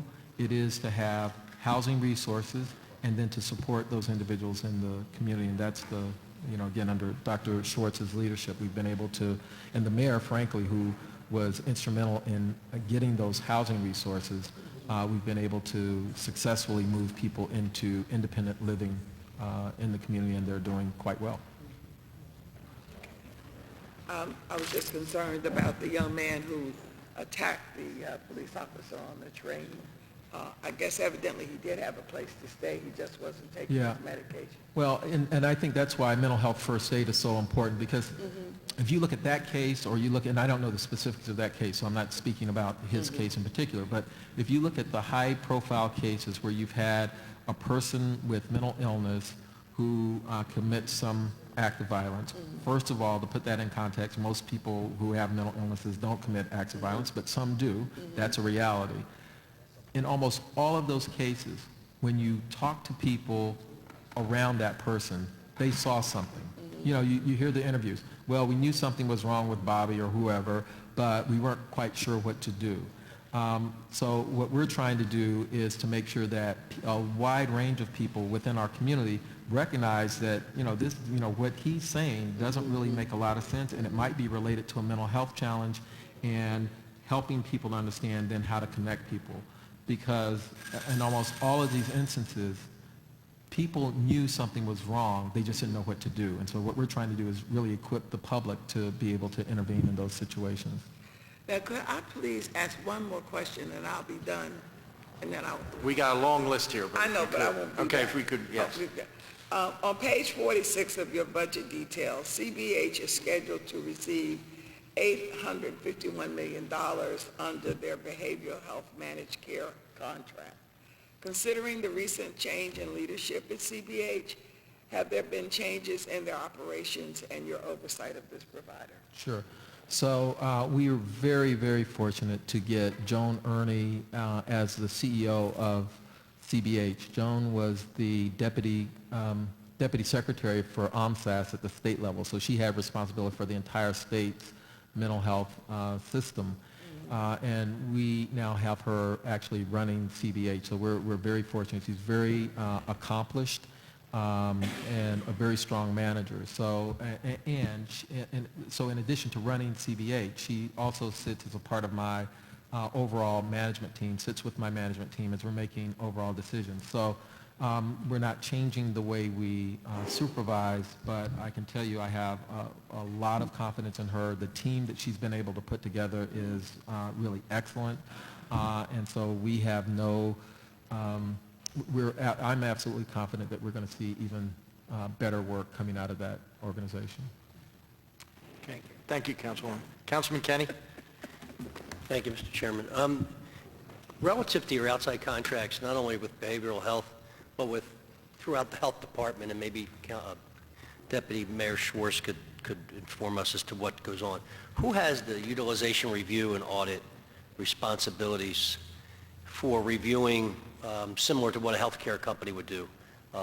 They have separate audit departments, separate utilization review departments, and do we do it in-house, or do we do it externally with a private company? Okay, so I can speak about the Department of Behavioral Health, and Dr. Schwartz can talk about the Health Department. So within our department, as Councilwoman Tasco just noted, $851 million of our $1.2 billion budget is dollars that the city receives for the management of the Medicaid population. We do that through CBH, Community Behavioral Health.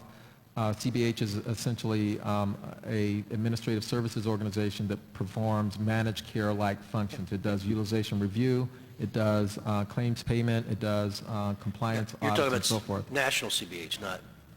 I'm talking about our CBH. Our CBH. Our CBH. So to your question, we do that through our administrative services organization, which is the city-run, city-controlled community behavioral health. We do utilization management. We do compliance. So they are going in, looking at charts of providers. They're making sure that they follow the Medicaid rules. If there are services that are not following those rules, we will actually take back money. We've taken back... Now, is there interface with CMH? I'm sorry? Is there interface with CMH, I think, isn't it? The CMH? Medicaid, the federal... CMS. Okay, CMS, so I'm sorry. CMS, right. So the way this works is that CMS obviously controls the Medicaid program. That program is administered through DPW at the state level. DPW contracts with the city of Philadelphia, and the city uses CBH to administer the program. So that's sort of the thing, the Does change. CMS have much commentary, or, I mean, I know Not from... to us directly. They work through the state. So CMS's relationship is with the 50 states. Our relationship is with DPW. And what's the level of commentary from CMS So they're, well, on contracts that are, I mean, I know Sure. from another responsibility that I have that CMS is a difficult group to deal with, and it's a good thing that they're a difficult group to deal with because they're looking out for Right. taxpayers' dollars. So what kind of, I mean, does it ever get to our level when CMS has a problem and expresses that to DPW or, I guess, to DPW? Does it ever get down to us as to what do we do when... Absolutely. It gets to us all the time. So DPW is constantly reviewing the state's Medicaid program, and it's reviewing how the state has implemented that program. So they're looking at our practices, and they may be commenting on those practices in terms of how the state administers the program. So And that's just on CBH, right? I'm sorry? That's on just behavioral health. Just some behavioral They're health. the Medicaid-funded behavioral Right. health program. That's correct. So there's a straight line between CMS, DPW, and us. That's correct. And do we have any idea, do we find out when folks are misbehaving or billing different, or billing wrongly, or overbilling, or do we get that information? Are we told that? So we're responsible because we have the contract with the provider. We're responsible for making sure that the providers are eligible and are complying with Medicaid rules. When we find that they are not, then if it's something that's not egregious, we will do a take back. If it's something that we think borders on illegality, we will refer that to the state's Is that office. information proprietary or is that public record? Not per se. I mean, if we do a... No, I'm not talking about the clients themselves, the patients themselves. I'm talking about the contractor. Is that information CMS's responses or comments, DPW's actions, our take back or whatever, is any of that public record? I would believe that under the sunshine laws that it would be. It would be, other than anything under HIPAA, anything dealing with... Yeah, anything that was HIPAA related, no. But I would think, I mean, we'd have to ask the law department in particular, but my guess would be that some of that information would be... But is that something that should be reported so we know who the good actors are, the bad actors are, or the medium actors are? Well, I think when it comes to client care, those are the kinds of things that we should make more available. We have talked about a report card type of a system. That's where I'm going. I mean, Right, should we okay. not know who the fine providers of service are, not only in substance abuse or behavioral health, but in every other segment of Right. outside contracting? I think that ultimately that's where we want to go in terms Doctor, of... your head was shaking more vigorously under CBH as opposed to other types Health of department, contracting. right. I noticed a different flow. What I'll say very quickly is that I think that that's ultimately where we want to go. The pay-for-performance system that I just told you about is probably the template for how we would do that. I think that, that is a system that is evolving, and before we put out that this is a good provider and this is not a good provider, we want to make sure that that system is reliable and valid. But And that's mostly state money. that is all state federal. State federal money, but not It's Philly not, tax. it's not federal. But on the other contracts, the non-CBH, non-Medicaid contracts, are there city dollars in play that need to be taken into account? So I think what may be helpful, one of the things that we've done is we've centralized the audit functions for our 4 departments. So there's a central audit agency now. You know that many of the agencies that contract with one of our departments contract with more than one. And as a result, their financial statements and their history of audit is the same across departments. Right. It's not efficient for us to do it separately, so we've centralized that. It also means that there is an independent review, in a sense, independent of any department. Independent meaning which type of audit? Is there an outside independent audit? there isn't. It's their own independent audit in the sense, their financial statements and their audit is reviewed. Every audit that comes to us, we actually get them now. We monitor them. If there is a question by an agency, or there's a report in the press, or we get a report from someone that there's an irregularity, that unit with the department, if it's specific to a department, otherwise if it's broader, that unit goes out and does a deeper dive on the But financial. what healthcare companies are required to do is not only have an internal audit division, but an outside independent audit division that meets with the audit committee that compares information. Does at some point, and I'm not saying that there's anything going wrong, I just, you know how things are billed and things are filed, and medical filings are often mistaken. Is there any need for an outside independent audit on a regular basis to kind of confirm the numbers of your own audit team? So, two things I'll say that may help. One is DBH's function as, if you will, an insurance company is unique among government. So we don't have an insurance company in the same way on the health side. The Medicaid health dollars go to other agencies under Health Choices, the state program, and we have no control over them, and we have no ability to audit those agencies. So the fee-for-service, high-volume collection where people talk about fraud, waste, and abuse, we, the health department, we're not analogous to DBH in that way, one. Two, we have contract monitors in every department. They look at the expectations of contracts, they look at what's delivered on the contracts, they look and review every invoice based on what's in the contract and what's been done in terms of the work of that contract. And particularly for higher volume agencies where we have more contracted dollars, like the AIDS Activities Coordinating Office, there are performance measures that are broader based, so we can compare. I guess just in the final question is would there be a benefit to an outside independent audit firm that would confirm those findings? In a sense, we have that in the controller's office for the city.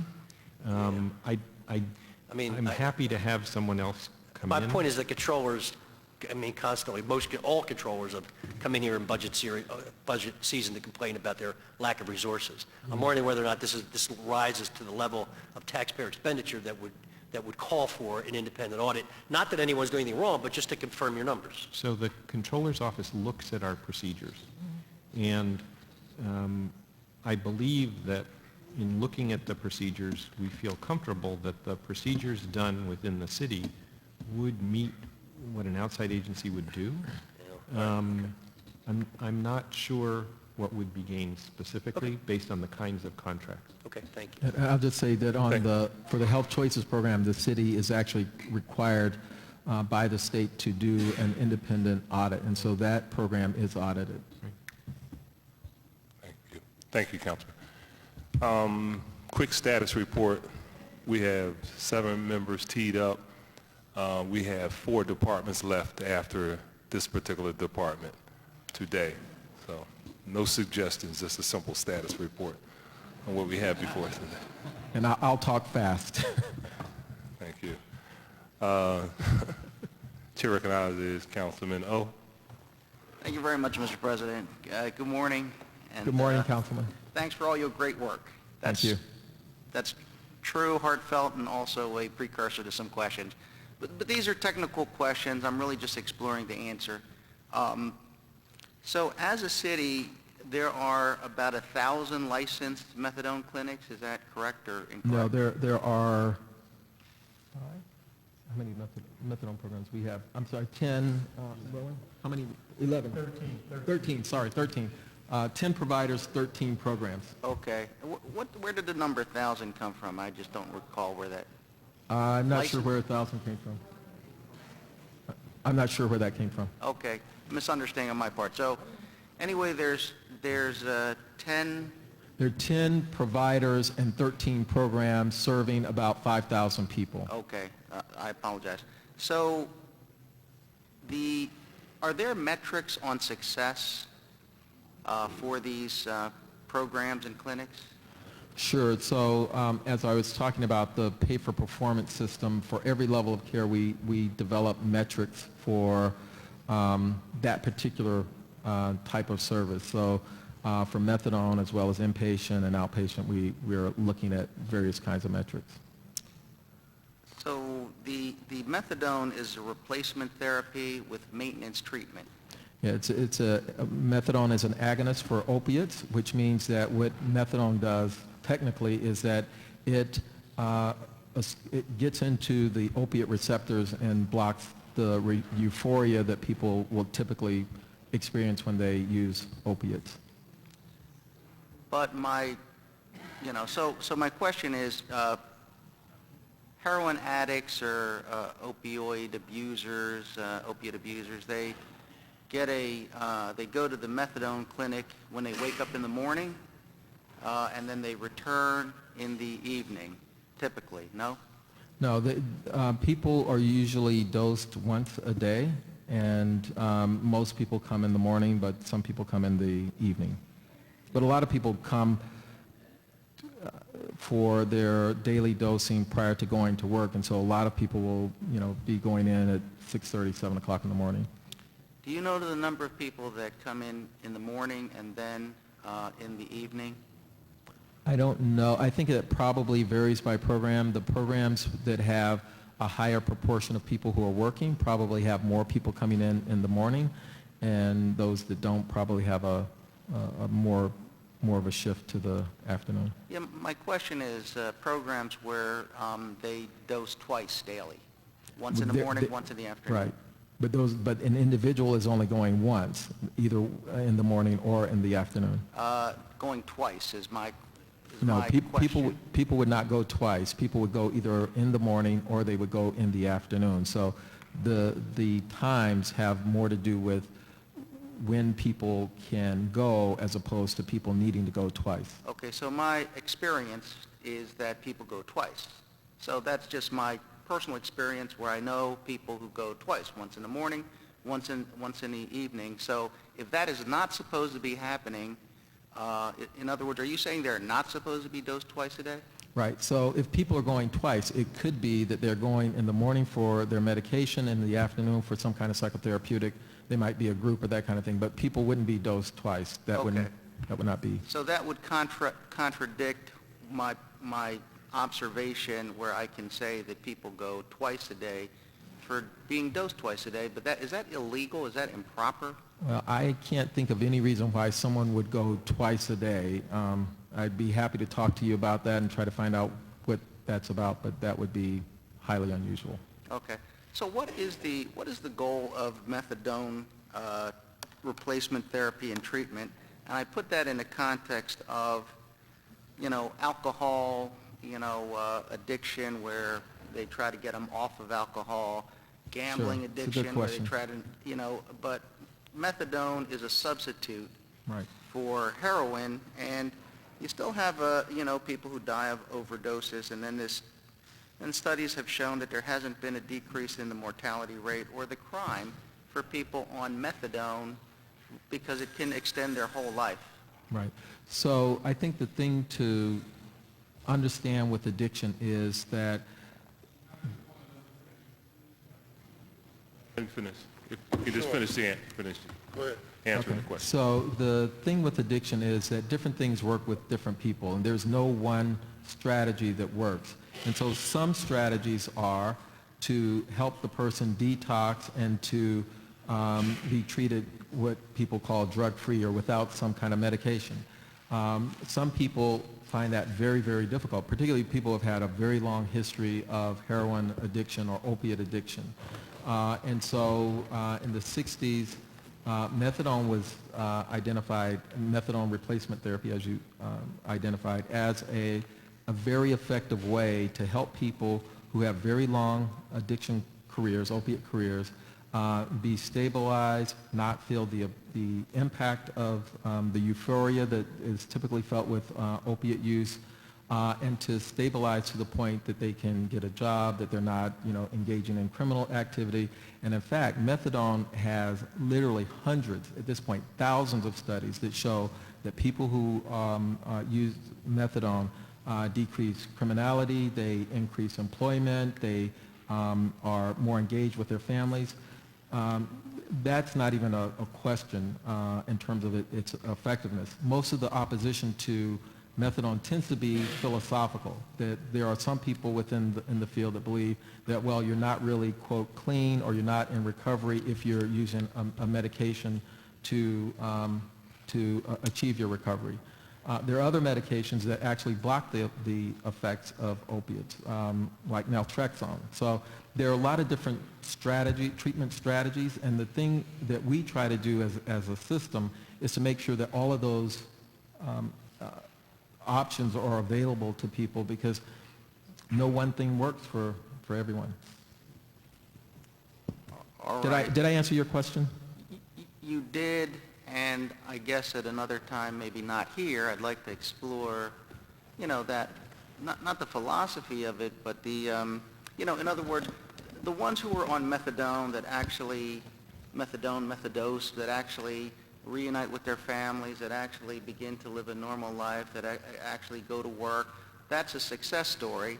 And the ones who don't, or who relapse and come back and relapse, that's not a success story. And I'm just wondering, what are there measurements on those success and duplicate? Because, as a prosecutor, a former prosecutor, I've been familiar with the examples that I said, where people go twice a day. They're high in the morning, they're high in the evening, they have great difficulty getting jobs, they don't work, and there isn't the fundamental self-esteem, dealing with the problems type of treatment in between, maybe for insurance reasons or whatever reasons. That's my familiarity with some of the failures. Sure. But I'm just wondering if there is a measurement of success and an encouragement of successful treatment within these clinics. Yeah, sure. So, like I said, the research on this is probably the most research treatment methodology, addictions treatment approach that we have. So I think the research around this is really clear. The reality is, like I started, there is no one approach that works for everyone. So even with methadone, you're going to find people that continue to struggle for a variety of reasons. One of the reasons is that many of the people who use opiates also use a lot of other substances. And programs that don't, so if you only provide methadone and you're not dealing with the fact that, okay, the person is using cocaine or alcohol and those other things, you're going to see the kind of pattern that you see. So one of the things that we're doing is, in benzodiazepine use, for example, is making sure that providers are using a more comprehensive way of addressing people's addiction and not just focusing on their opiate use. Our director of addiction services, Roland Lamb, has done a phenomenal job of moving providers from just looking at dosing medication to really providing a comprehensive set of interventions that really are going to increase the likelihood that people are going to be successful.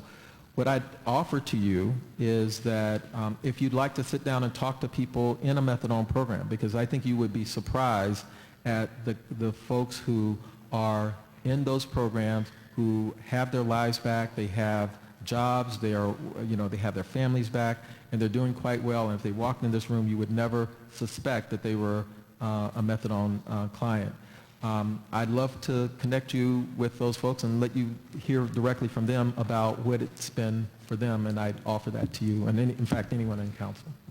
I appreciate it, and thank you very much for your Thank you, answer. Councilman. Councilman Johnson, you had a point of order? Yeah, just a point of information. Can you just, and this is specifically directed toward my colleague, question, just elaborate on the dosage per payment that the city doles out for individuals who are part of methadone programs. So, and I sat on a particular behavioral health board, I won't say the board, but I've always had an issue with the payment system based upon the level of doses that you actually give to clients. Can you elaborate the city's role and how that operates? So I think, and Roland can back me up here, we pay people on a per day basis who are in those methadone programs. Again, I think I give a lot of credit to Roland Lamb, who has, because in a lot of places, in a lot of communities, the only thing that people are getting is a medication. They're coming to a clinic, They're getting the medication and they're essentially going home, even despite the fact that there are regulations around how much psychotherapeutic activity. How much is paid to the actual Provider? via the city based upon the level of doses that are doled out to the clients?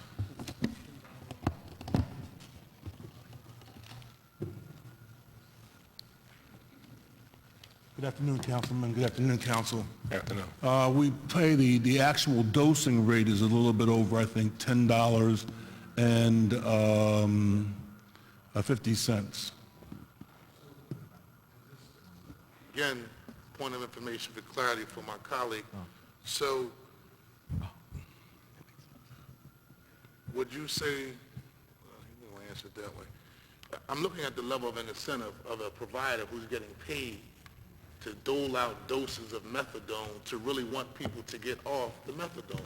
Well, That's, at least that's what I'm trying to get understanding. If I make money off the number of doses that I give out to clients, I just want to make sure that there's not to be quite frank with you, an incentive to make money off the system. Because the more people stay on it and the company is getting paid, you don't want to make sure there's a level of intervention to actually get people off the methadone.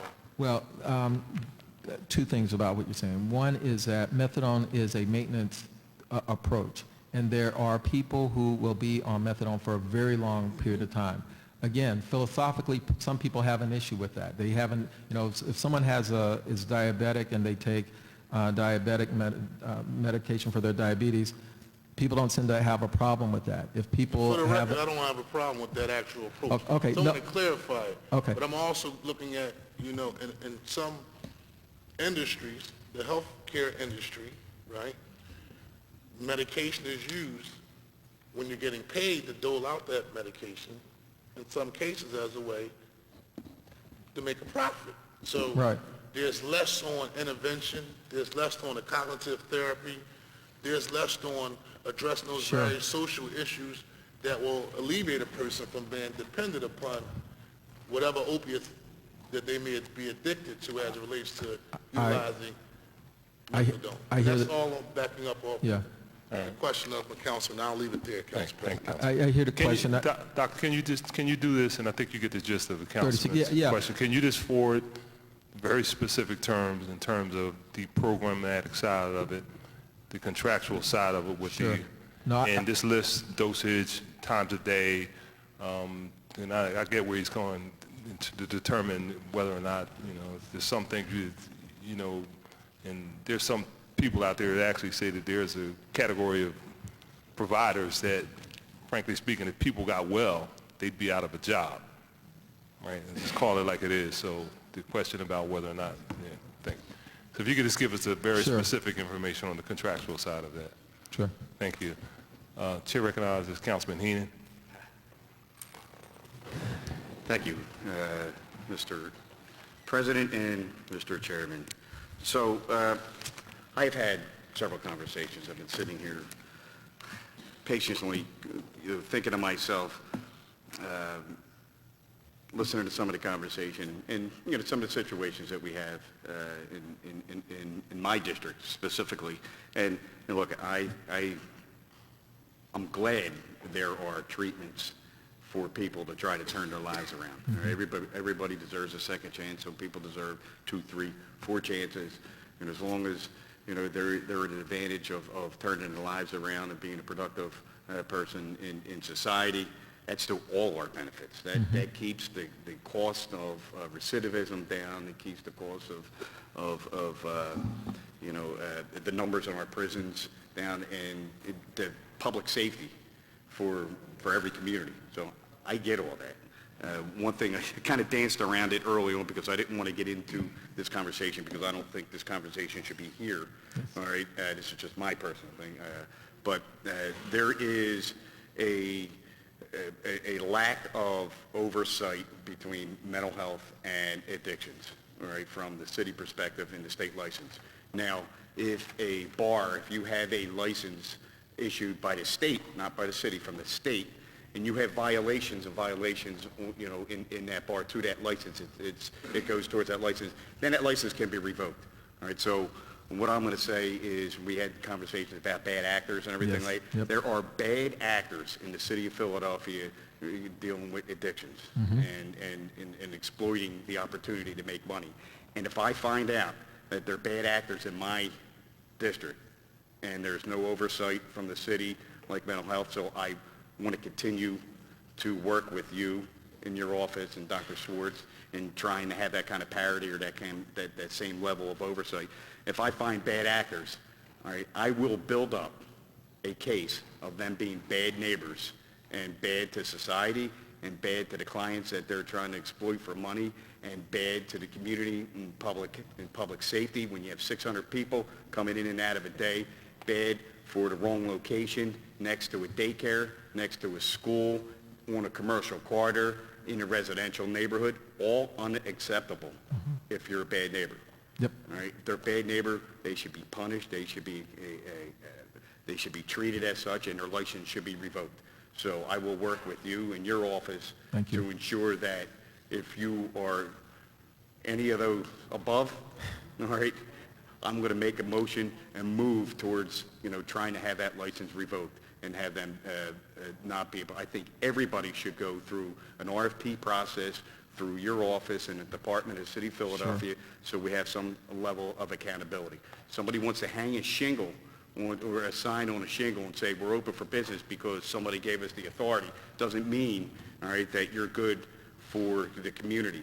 It doesn't mean that you have the experience. If you are buying, you know, if you're a so-called jeweler, if you think you're a jeweler, you're a pawn shop, or you're somebody who buys gold for cash, and now you're going to get into treatment?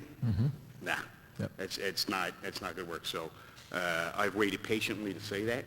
All right, I said it, and I want to be continue to have conversations because you guys do a great job, and I want to make sure that you have all the tools that you need, you have all the support that you need to make sure that people are accountable. So our folks, your employees, our employees, all right, can do their job, do it effectively, do it with the tools they need, and to make sure that people are on the road to recovery, or whatever that is, all right, make sure that, you know, they could be somebody in this room. You won't even know. I mean, I've seen people come to these places in suits in the morning, right? And I've seen them not, all right? But when you see 400 or 500 of them or 50 of them hanging outside, and then, you know, a single mom has to walk through with their kid, you know, to get to daycare or school or after-school program, or to pick them up because, you know, she's working, all right, that puts everybody at risk and at danger. So, you know, the message is clear. Sure. All right, we need oversight, and if you're bad, I want to move to revoke their license. Thank you. Excellent. Thank you. Thank you, Councilman. Chair recognizes Councilwoman Keona Sanchez. Thank you. Good afternoon, gentlemen. Good afternoon. I really appreciate your working at providing the tours and some of the information related to the clinics so that folks kind of get an idea of the complexity of this situation. One of the things that has arisen from these very necessary kind of tensions is what Councilman Heaney was alluding to is the accountability, and how do we work to ensure that people on methadone or people seeking mental health services treatment, that there's a monitoring so that the product doesn't become a profit-making arm for the nonprofits. With that, I've noticed an abundance of pharmacies popping up, located near a lot of the mental health services providers. And so I wanted to ask, because you fund a lot of these organizations and then they do the fee-for-services, is there any way that we monitor the level, and you mentioned that some folks on methadone have other medical issues, is there any way for us to monitor the prescriptions that are being issued to clients, and how do we hold folks accountable to the kind of that? And the reason I say that, from Broad Street to Kensington on Lehigh Avenue that I share with President Clark, there are 12 pharmacies, and some of them only open certain hours during the day. Yeah. And it's becoming so I need to know what's going on. Yeah, so that's a complex question in that there are parts of that that touch the behavioral health system, and then there are parts of that that don't. As you can imagine, that there are a lot of primary care physicians, there are pain clinics in communities that are dispensing a lot of benzodiazepines, a lot of opiates, and it has nothing to do with behavioral health care other than once they get addicted, they end up in our system and we have to treat them. And what we're seeing is increasingly the number of people who are on prescription medications who start out on those prescription medications, the physician determines that the person is now addicted, cuts them off of that medication. Those people convert over to heroin, which is a lot cheaper to continue their habit because without the medication, they're going to go into withdrawal. And so a lot of those people end up in our treatment system. In terms of providers who, within our treatment system, who are contributing to the problem because they are dispensing, benzodiazepines or whatever the medication is, when we identify those folks, we do make a referral to the state around their practices. If we identify a physician that is their prescribing pattern is questionable and problematic. The challenge is, and we're trying to get better on this because we're caught a little bit off guard on this, is that you might be at clinic A today, you get identified, 3 weeks later you might be at clinic B, and we may not know that until we catch up. So we're looking internally now at how we can, when we find these prescribers that do have these questionable prescribing patterns, to identify and track them and make sure that we get them out of our network. Obviously, we don't have authority over where they might end up if they have a valid license from the state, but we can try to make sure that they're not continuing to practice within our network. But it's a big issue for us as really a society right now. So so there's no systematic way right now that we're monitoring the scripts for some of the providers. Are we looking at that? I mean, if a person is being reimbursed through CBH, are we monitoring the scripts? We monitor? We do. We actually get some of the prescription data, and that allows us to look at certain kinds of patterns. Can you talk a little bit about what we do around that? Good afternoon, Matt Herford, Chief Medical Officer, Department of Behavioral Health. So we are fortunate in that we have, via the relationship the city has through the state, access to the prescription data for Medicaid recipients in Philadelphia. And we use that information in a number of ways to ensure that our members and the people that are served in the behavioral health system are receiving optimal care. That happens at an individual level during the utilization review process. It happens at an agency level when we, for example, have coordination meetings with the medication-assisted treatment providers. So Roland Lamb meets regularly with those providers, and there are opportunities to ensure that if there are individuals who are receiving high rates of medications that should not be used in conjunction with each other, that those providers are able to work with those individual members to have and receive appropriate care. So you would be able to see, for instance, if I said to you, I'm concerned about these pharmacies, you would be able to see who's writing scripts from your system that go to that particular pharmacy. So here's what's happening. People claim they lose their prescription. So we have, folks we know they're selling it, they say they lose it. But in particular, I'm interested from a pharmacy perspective in seeing if there's a tie-in with a mental health organization and a pharmacist. That would be more difficult. The data that we receive is for paid claims that Medicaid actually pays. So the information that we generally receive is the patient, the medication dose, quantity dispensed, the prescriber, but not necessarily the pharmacy itself. The other issue I should mention is that both for individuals who see providers that are not in our network and pay cash, either for the clinical visit itself or for the medication itself, we will have no way of tracking that information. It will not be reported via Medicaid, and there is no way that we will have an ability to access that other than by individual report. Okay. So the state, we would have to get that information from the state in terms of tying it back into the pharmacies. That's correct. And then we're going to be like we are with the recovery houses. The state chooses what information it wants to give us and not give us. And therefore, we have a problem. I'll go back. I know that, Thank you. I'll come back to that point. Thank you, Councilwoman. Chair recognizes Councilman Jones. Thank you, Mr. President. And I almost have to apologize for starting a methadone clinic to discuss. Yeah. I want to talk to you after this about yeah, that.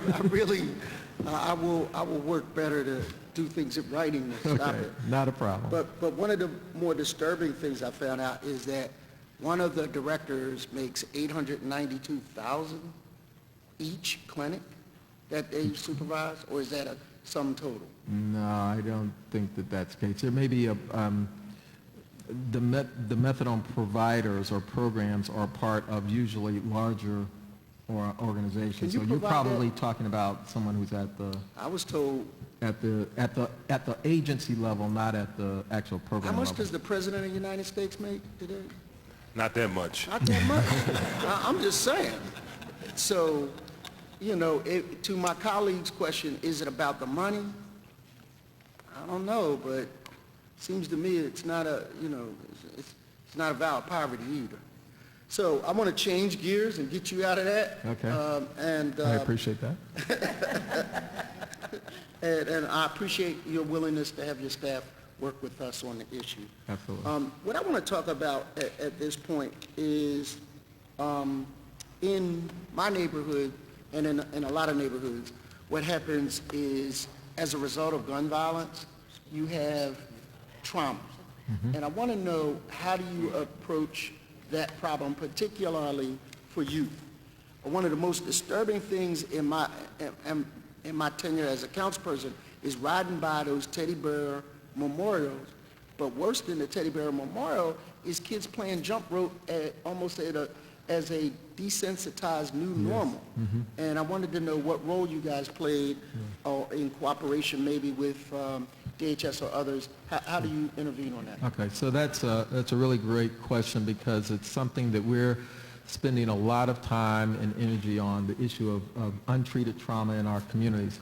So the best way to describe it is we have a three-pronged strategy. One is to make sure that we have evidence-based treatment options available to people. You cannot assume that if you go to a generic mental health clinic that people there are trained to treat trauma. And in fact, most clinicians, whether psychiatrists, psychologists, social workers, whatever, are not trained to actually deal with trauma. And so one of the things we've done is to bring in people who've created the most effective trauma treatments and have them work within our system to train our providers. We've trained a network of both children's providers and a network of adult providers to do that. Secondly, our second strategy is to make sure that we are intervening early. So in those communities where we have gun violence, particularly when it's witnessed by children or by the community, for example, a community center, we will send what we call our crisis response teams into those communities to work, not necessarily to do interventions, but to provide information to people.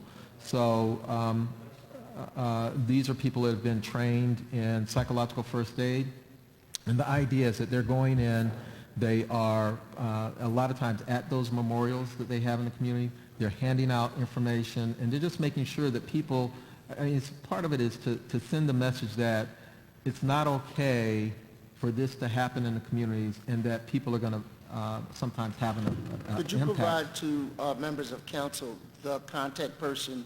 Sure. Because all too often we're dealing with that, and it's like you're lost for words of what to truly say. We're not trained. That's right, and these people are trained to go into those kind of situations and provide support for people. So it's our way of not waiting until people develop PTSD, but going into the community immediately after these kinds of things happen, getting information to people, and then, being that face so that if people do have problems, they know someone down the street is there that can help. And then the third strategy is to work with our systems partners, police. For example, we've trained 2,000 police officers on crisis intervention training, because police officers are often going into situations where people may have a trauma history, person is in psychological distress, and we want them, and the police commissioner wants them to be able to respond appropriately in those situations. Doing similar work with DHS in terms of helping that system in terms of dealing with trauma. Like Pavlov's dog, where I've learned to respond to the bell, yeah. Bell.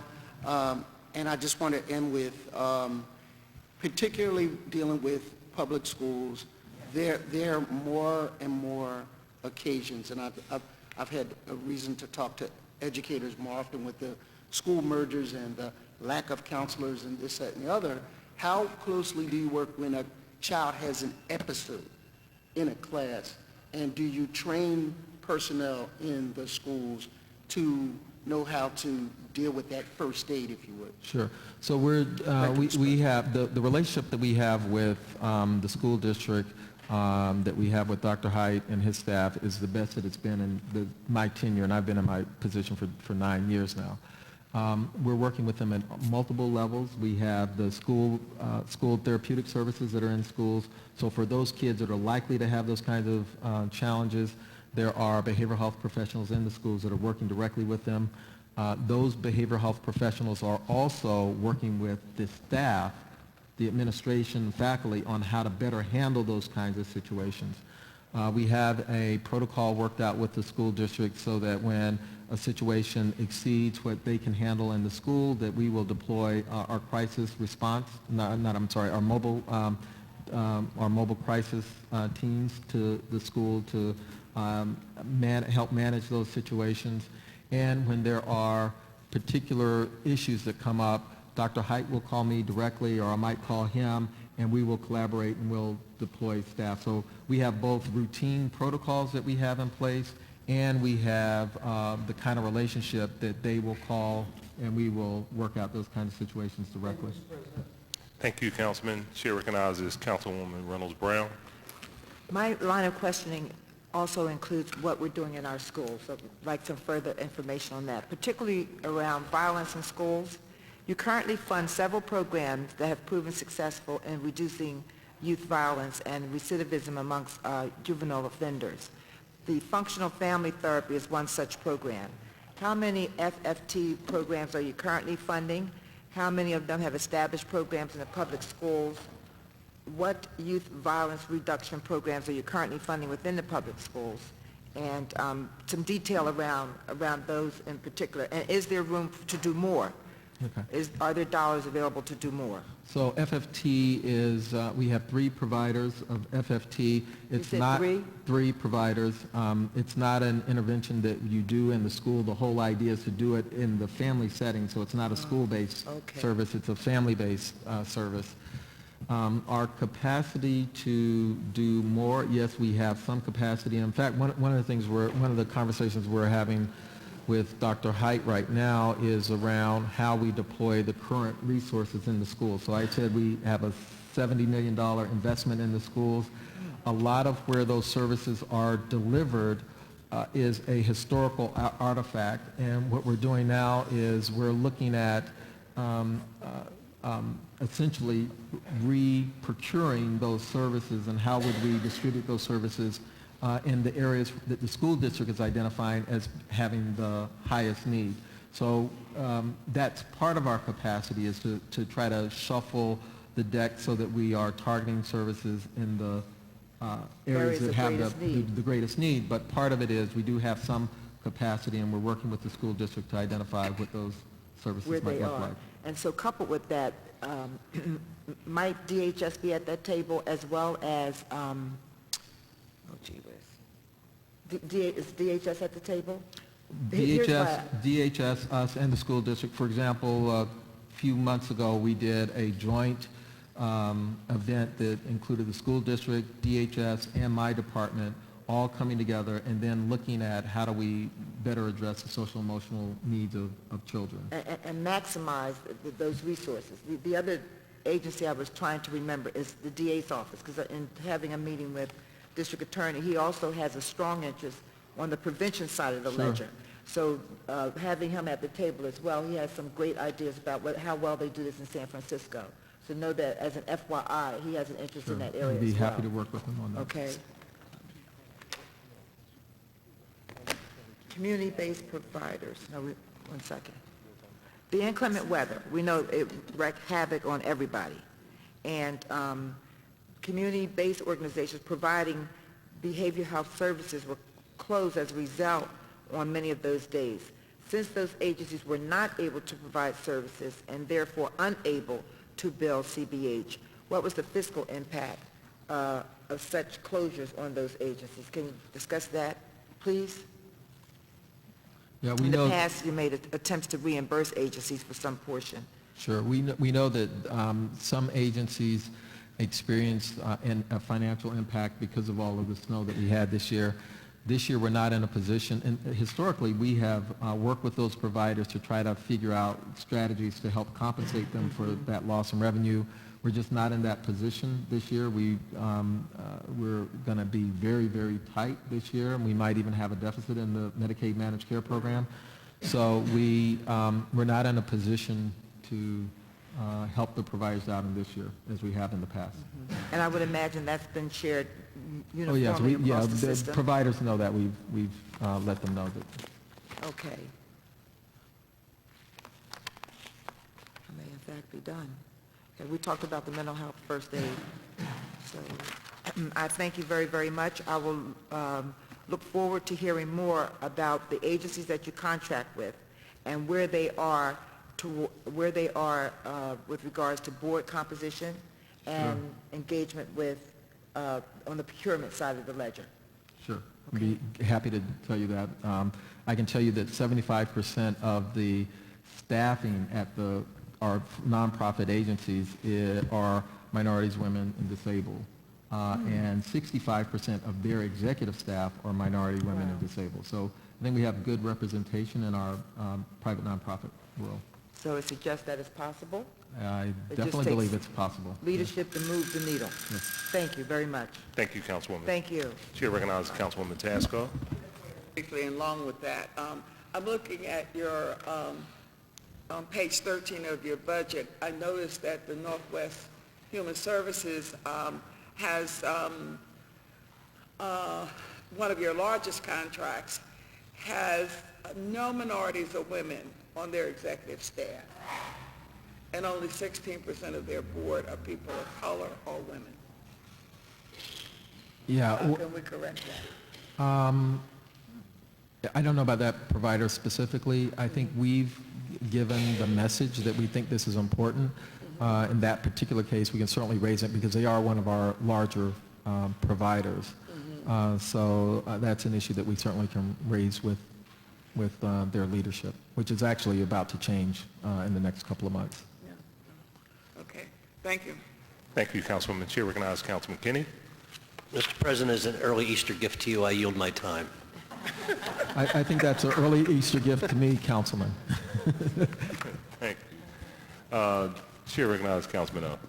Thank you very much, Mr. President. Just my last comment, which I stopped because of the time, was that my interest was in addition to my colleagues about bad neighbors, bad actors, but just if there are alternative payment methods that reward the successful treatment as opposed to the continued maintenance. And I understand continued maintenance may just have to be the way it is, but I just wonder about, kind of in the overall cost of things, kind of rewarding successful treatment over continued treatment. Thank you. Okay. Good, Councilman? You good? You good? Thank you. Chair recognizes Councilwoman Fiona Sanchez. Thank you. To the issue of diversity, I noticed that in your demographic information, you have a 0% in terms of language, of bilingualism. Can you speak to that and how, in terms of services? I'm not sure what you mean. In your report out on minority and staff demographics, you put that you have, out of your staff, 6 Hispanics males, 4 Hispanic females, but you put that in terms of language bilingualism, 0%. I don't think that would be correct. I think the I would people hope not. yeah, the people who self-identify are bilingual. We actually have several bilingual staff, multiple languages. According to your numbers, it's 2%. So I wanted to speak to language access and cultural competency. Sure. Given that number. So language access, the preferred way to have language access in our field is to have providers that speak the language who are trained as psychologists, psychiatrists, social workers. When it comes to Spanish, we have lots of providers who can provide services in Spanish. When we have other languages, often we have to use interpreters. We do have some Southeast Asian capacity and some of those languages. We also have providers who have Russian-speaking staff, particularly up in the Northeast. So we do have around our system people who are bilingual, bicultural, and can work directly with people. In the instances when we don't have that, we use an interpreter service. We actually have 2 contracts for interpreters, and there is no language to date that we've not been able to find an interpreter for in those cases where we don't have trained professionals in their person's language. It would be great for maybe for next year if we could report that out by provider, just to see it. I want to go back to accountability as providers. I know that on the recovery side, you guys have been very proactive in helping us identify good actors, bad actors, closing down folks, helping us close down even those houses that are not funded by the city. In the last couple of years, we've talked about the mental health providers who may have multiple members living in a particular address. How have your providers been working to ensure that people living in these residency houses, I know part of what we asked for was where we saw consistency of multiple folks, that there be some sort of site visit or other things. How are you guys doing on that? Are you talking about recovery houses in particular? Yes, recovery houses, yes. Okay. I might need Roland Lamb's help on some of this, but we have, as you may recall, a set of standards that we have issued, and we've encouraged our providers to, for our providers who we directly fund, they have to follow those. We've used our bully pulpit, so to speak, for those providers that are not funded by us to also adopt those standards, and I think we've done a pretty good job. Roland's staff and he have done, I think, an excellent job of really getting providers to adopt those. As we recently got a federal grant that allows us to pay fee-for-service as opposed to a grant for people to identify a recovery house that they want to go to. All of those providers now have to adopt our standards. So I think our penetration rate in terms of people adopting those standards has gone way up, especially with the federal grant that we got. And then the other piece is that providers know that if they want to be a part of our network, whether they're funded by us or not, that's something that we're going to be looking to. I'd like to get an executive summary of that federal grant and how you're going to pay for folks for that, because that becomes, I know that's sort of a replacement to the cash assistance that was provided for people for recovery. Yep. So I'd like to know how Sure. that's going to be applied and how people are going to get paid for those services. Sure, absolutely. In fact, if we didn't have the federal grant, the cuts that we received in GA would have a much greater impact that they've had, but that we've been able to compensate a little bit by using that grant to give people those resources to access recovery housing and other recovery support services. Okay. I don't know if, Roland, you want to report any progress? Well, the progress that we've made is fourfold. Remember, Art, we have about 300 entities in the city of Philadelphia that call themselves recovery houses. Out of those 300 entities, the city, we directly contract with 17 and then under ATR, Access to Recovery, which is the federal grant that Dr. Evans mentioned, we have another 14. All those have to meet the standards of our recovery house network or our housing network. We are also supporting the Pennsylvania Association of Recovery Residences, which is working with the state to enact legislation to put everyone that calls themselves a recovery house under a set of standards. If you're going to call yourself a recovery house, you're going to have to adhere to the standards. We've actually taken 2 of our recovery houses that we had under contract and have removed them from our system because of just that issue, that we found that there were too many people in a facility, and we shut that facility down as far as we were concerned. Just one last thing. When new providers are coming into the system or people are setting up new fee-for-services who expect to be reimbursed by CBH, are they getting a packet about how they locate? And the reason I say that is because one of the things that becomes problematic is when people go into a facility that is not zoned yet, set up, expend money, then we're the bad guys because we don't let them site. Exactly. What are you guys doing to providers, current providers who want to expand? What are you telling them before they go and set up anywhere else?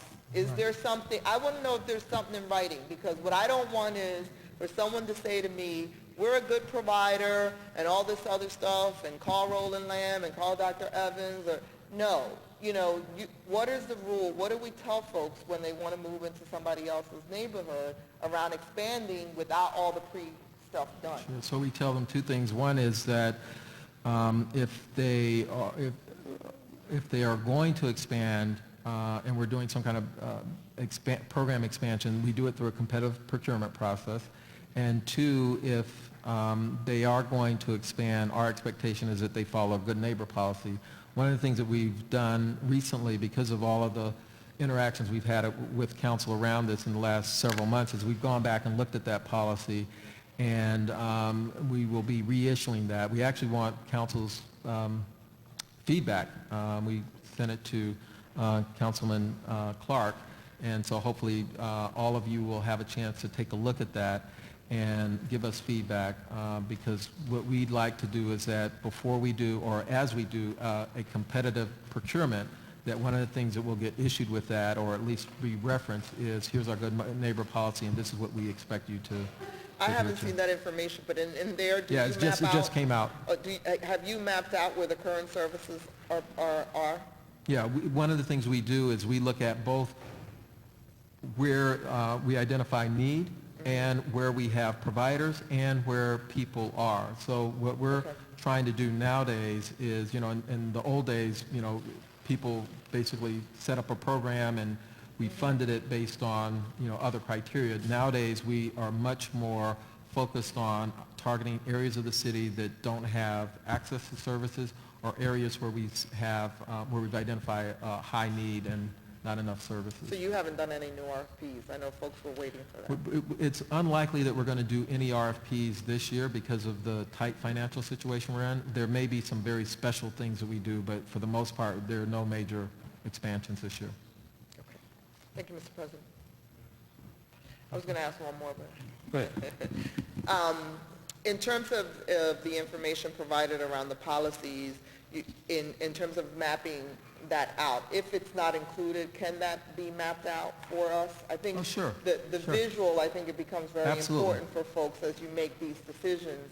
I think citing these places, I like to see what those policies consist of, and I like to see you articulate what a good,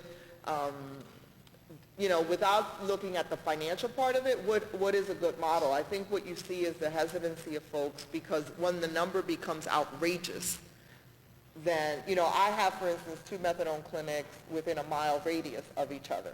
So, what's an ideal model? Is it a 200-person model? I see. What is the best practice? Right. So that as you're giving that to us and you're asking us to help input on a policy, that we have that information. What's the best model? Because I think at some point, if we want to be proactive, we got to fund this appropriately.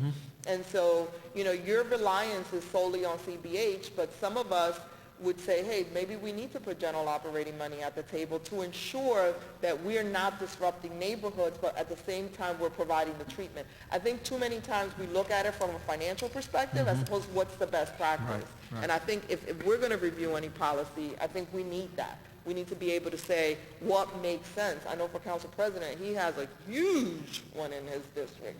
And no one should be subjected to that kind of volume because we haven't said, this is the model that is best. It's a hospital setting, it's 200 visits a day, whatever that is.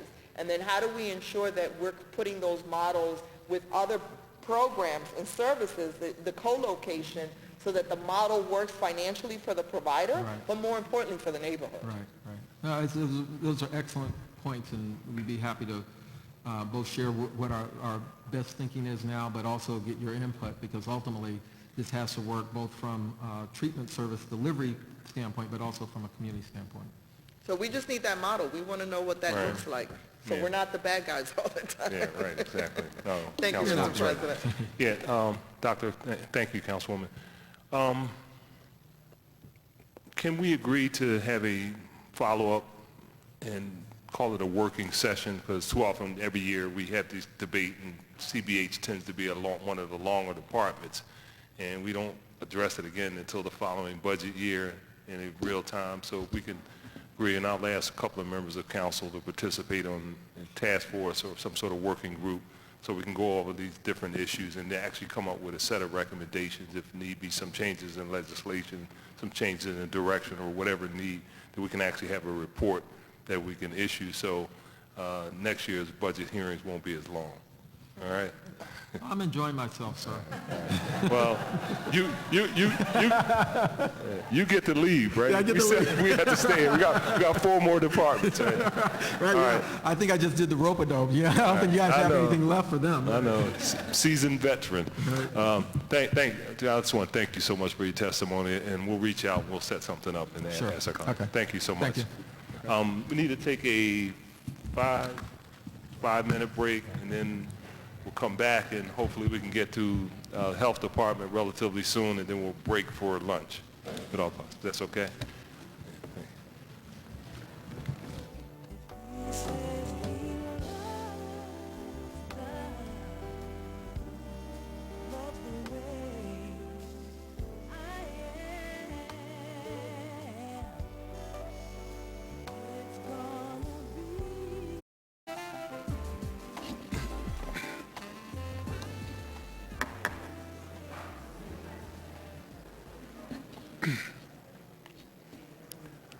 Okay, folks, we're going to start.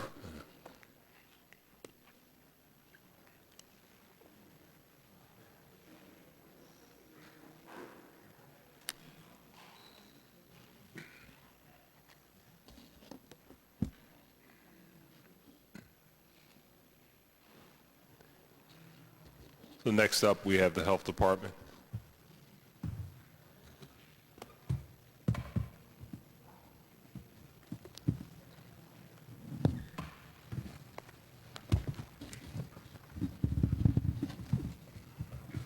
Good afternoon.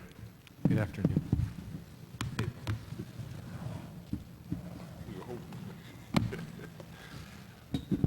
Good afternoon. You can proceed. Good afternoon, Council President Clark, members of City Council. I'm Donald Schwartz, here for this session as Health Commissioner. With me today are Tara Moore, Deputy Commissioner for Finance, Kevin Vaughn, Deputy Commissioner for Administration, and Carla Hill, Director of Human Resources for the Department. Thank you for the opportunity to present the Department of Public Health's operating budget request for fiscal year 2015. The FY15 budget will continue to support services basic to the Department of Public Health's core mission to protect and promote the health of all Philadelphians and provide a health care safety net for those most at risk.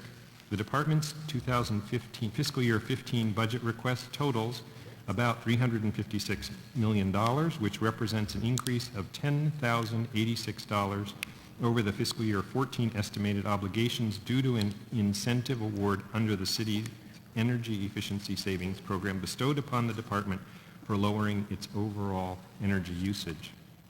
You have my full written testimony. So I'll summarize. Thank you. It includes a summary of the great progress that we're making in many areas of public health in collaboration with Council, reducing the rate of smoking in the city by more than 15%, lowering the amount of sodium in Chinese takeout restaurant food by 20%, stopping the increase in rates of obesity for our children and adults, reducing rates of sexually transmitted diseases in our young people, lowering our infant mortality rates, reducing the level of toxins in our air, improving home environments for children, reducing the horrible toll that AIDS and HIV take on our communities, and improving the care we provide to vulnerable Philadelphians in our health centers. Let me briefly highlight for you two particularly important initiatives for the department. We're in the process of seeking public health accreditation. Accreditation is a new national process by which local, tribal, and state public health agencies assess and document their ability to provide the 10 essential public health services. The National Public Health Accreditation Board, an independent, non-governmental agency, has developed a set of more than 300 standards and measures to serve as benchmarks for accreditation. Through accreditation, the board strives to advance quality and performance within public health departments all across the country. While public health accreditation is not currently required, federal agencies such as the U.S. Centers for Disease Control and Prevention have indicated that they will likely require accreditation within the next 5 years as a condition of grant awards. Through this effort, we've developed a required community health assessment, which is now available online for everyone at our website, phila.gov/health, and I encourage everyone to explore it. It includes 62 health indicators for Philadelphia, looking at them over time by population subgroups, by neighborhood, and it provides comparative data to other U.S. cities and counties. We're using the assessment to develop a new strategic plan for the department, also as part of accreditation, and have shared that plan and have shared the data widely in Philadelphia neighborhoods with Philadelphians, both through our website and through community and organization stakeholder meetings with a range of public health partners. In addition, since 2012, the department has focused formally on performance management activities under leadership from the Commissioner's Office. Some of the stars of performance improvement are here with me today. We began by improving the infrastructure parts of our department. But we're now moving on to improve the core operations work of the department. In this regard, I am particularly proud of the work of the Office of Food Protection, or the OFP. This effort has been led by Dr. Palak Ravel Nelson, Director of our Division of Environmental Health, Nan Filer, my Chief of Staff, and Bernard Finkel, the Director of the Office of Food Protection. At Council's request, we strive to become more business-friendly. The office recently released a guidebook for starting a new stationary food business and has provided our customers, that is the businesses, with the ability to pay plan review and enforcement fees online, which is revolutionary, as you know, for our part of city government.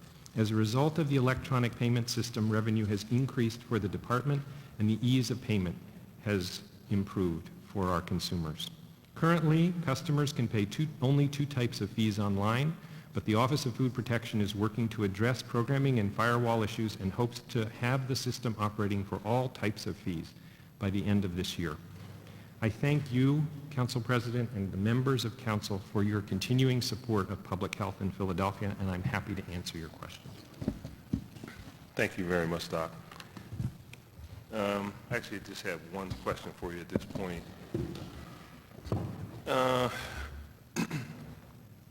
In your testimony, page 2, it talks about currently having 135 unfilled budgeted full-time positions for FY14, and it also states on page 4 of your testimony that many of your divisions face challenges in maintaining staffing. One, is that number accurate? I know it was in your testimony. And 2, can you talk to us about the likelihood that you will be able to fill those positions and the challenges associated with filling those positions, if that, in fact, is the only basis for having 139 unfilled positions? Because I know how government works. Sometimes we appropriate money to, we do certain things as we move throughout the process. And I saw Rebecca sit up as I said that. She thought I was getting ready to ask questions about the money. But can you talk to me about the 139, please? So we have worked very hard in the department on improving our hiring processes. And as you know from your years in the city and you know from talking to departments, that is a difficult process. Hiring in the city is precise. Often it's difficult because there are a lot of job classes and it takes a long time for certification and testing to happen. And there are a lot of moving parts, as government, I think, on this issue needs to have to assure that the work of the civil service system isn't violated and to assure that all Philadelphians have an opportunity to apply through the merit-based civil service system. We have worked diligently, and I highlight our Director of Human Resources, Carla Hill, to reduce the time for hiring. And what you see in the number of vacancies in the department is the output of that work. What I have to say is that at the same time, we are a relatively old department in terms of our workforce, and many people are retiring. We are doing a lot for succession planning, but keeping up with retirements and keeping up with staff turnover is equally difficult. So to bring down the number of vacancies means that not only do we have to fill the vacancies each year, but we have to fill the new openings that happen because of retirements or people leaving. And that is an ongoing challenge for us, particularly since about 40% of our workforce is delivering healthcare services in our health centers, and that kind of staffing is highly competitive in Philadelphia. So we have a lot of staff turnover, although I have to say our staff turnover rates in our ambulatory health centers are comparable to other healthcare institutions in Philadelphia. But given the number of people, that still creates vacancies throughout the year. Okay, so 40% are directly related to healthcare service delivery. Yes, sir. And you would acknowledge that the city of Philadelphia has some of the best healthcare schools. Is there a reason why we cannot recruit those employees, the potential employees from those schools? No, we do, but the Is there a reason why demand, they opt not to go our direction? the demand for those folks is substantial. Okay. And salary is often the deciding issue. You all know that in the last year, with council's approval, we increased, for instance, salaries for our physicians. Okay. That has made a huge difference in our ability to fill unfilled vacancies for physicians and retain physicians. Right. That took us 3 years. So we have to keep up on salaries.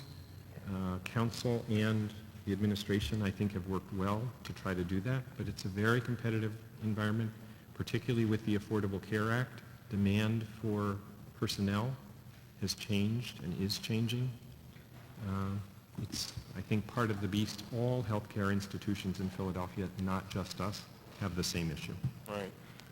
So this is unrelated to the question that I will put forth to the school district, but related in the sense that you basically are making our case that one of the concerns that we consistently raise with the school district is for whatever reason, not having a very significant curriculum based on the job opportunity. I always like to say, we spend too much time teaching to pass the test, but we don't teach to get a job.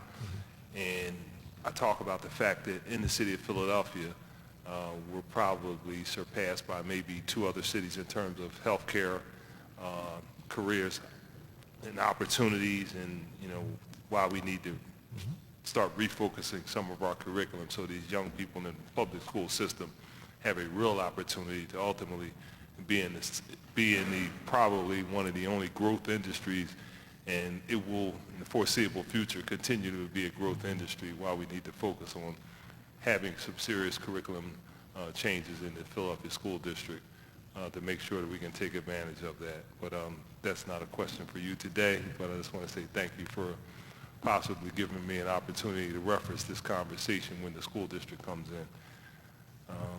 Okay, well, thank you for your good work, and I'd like to recognize Councilman O'Brien.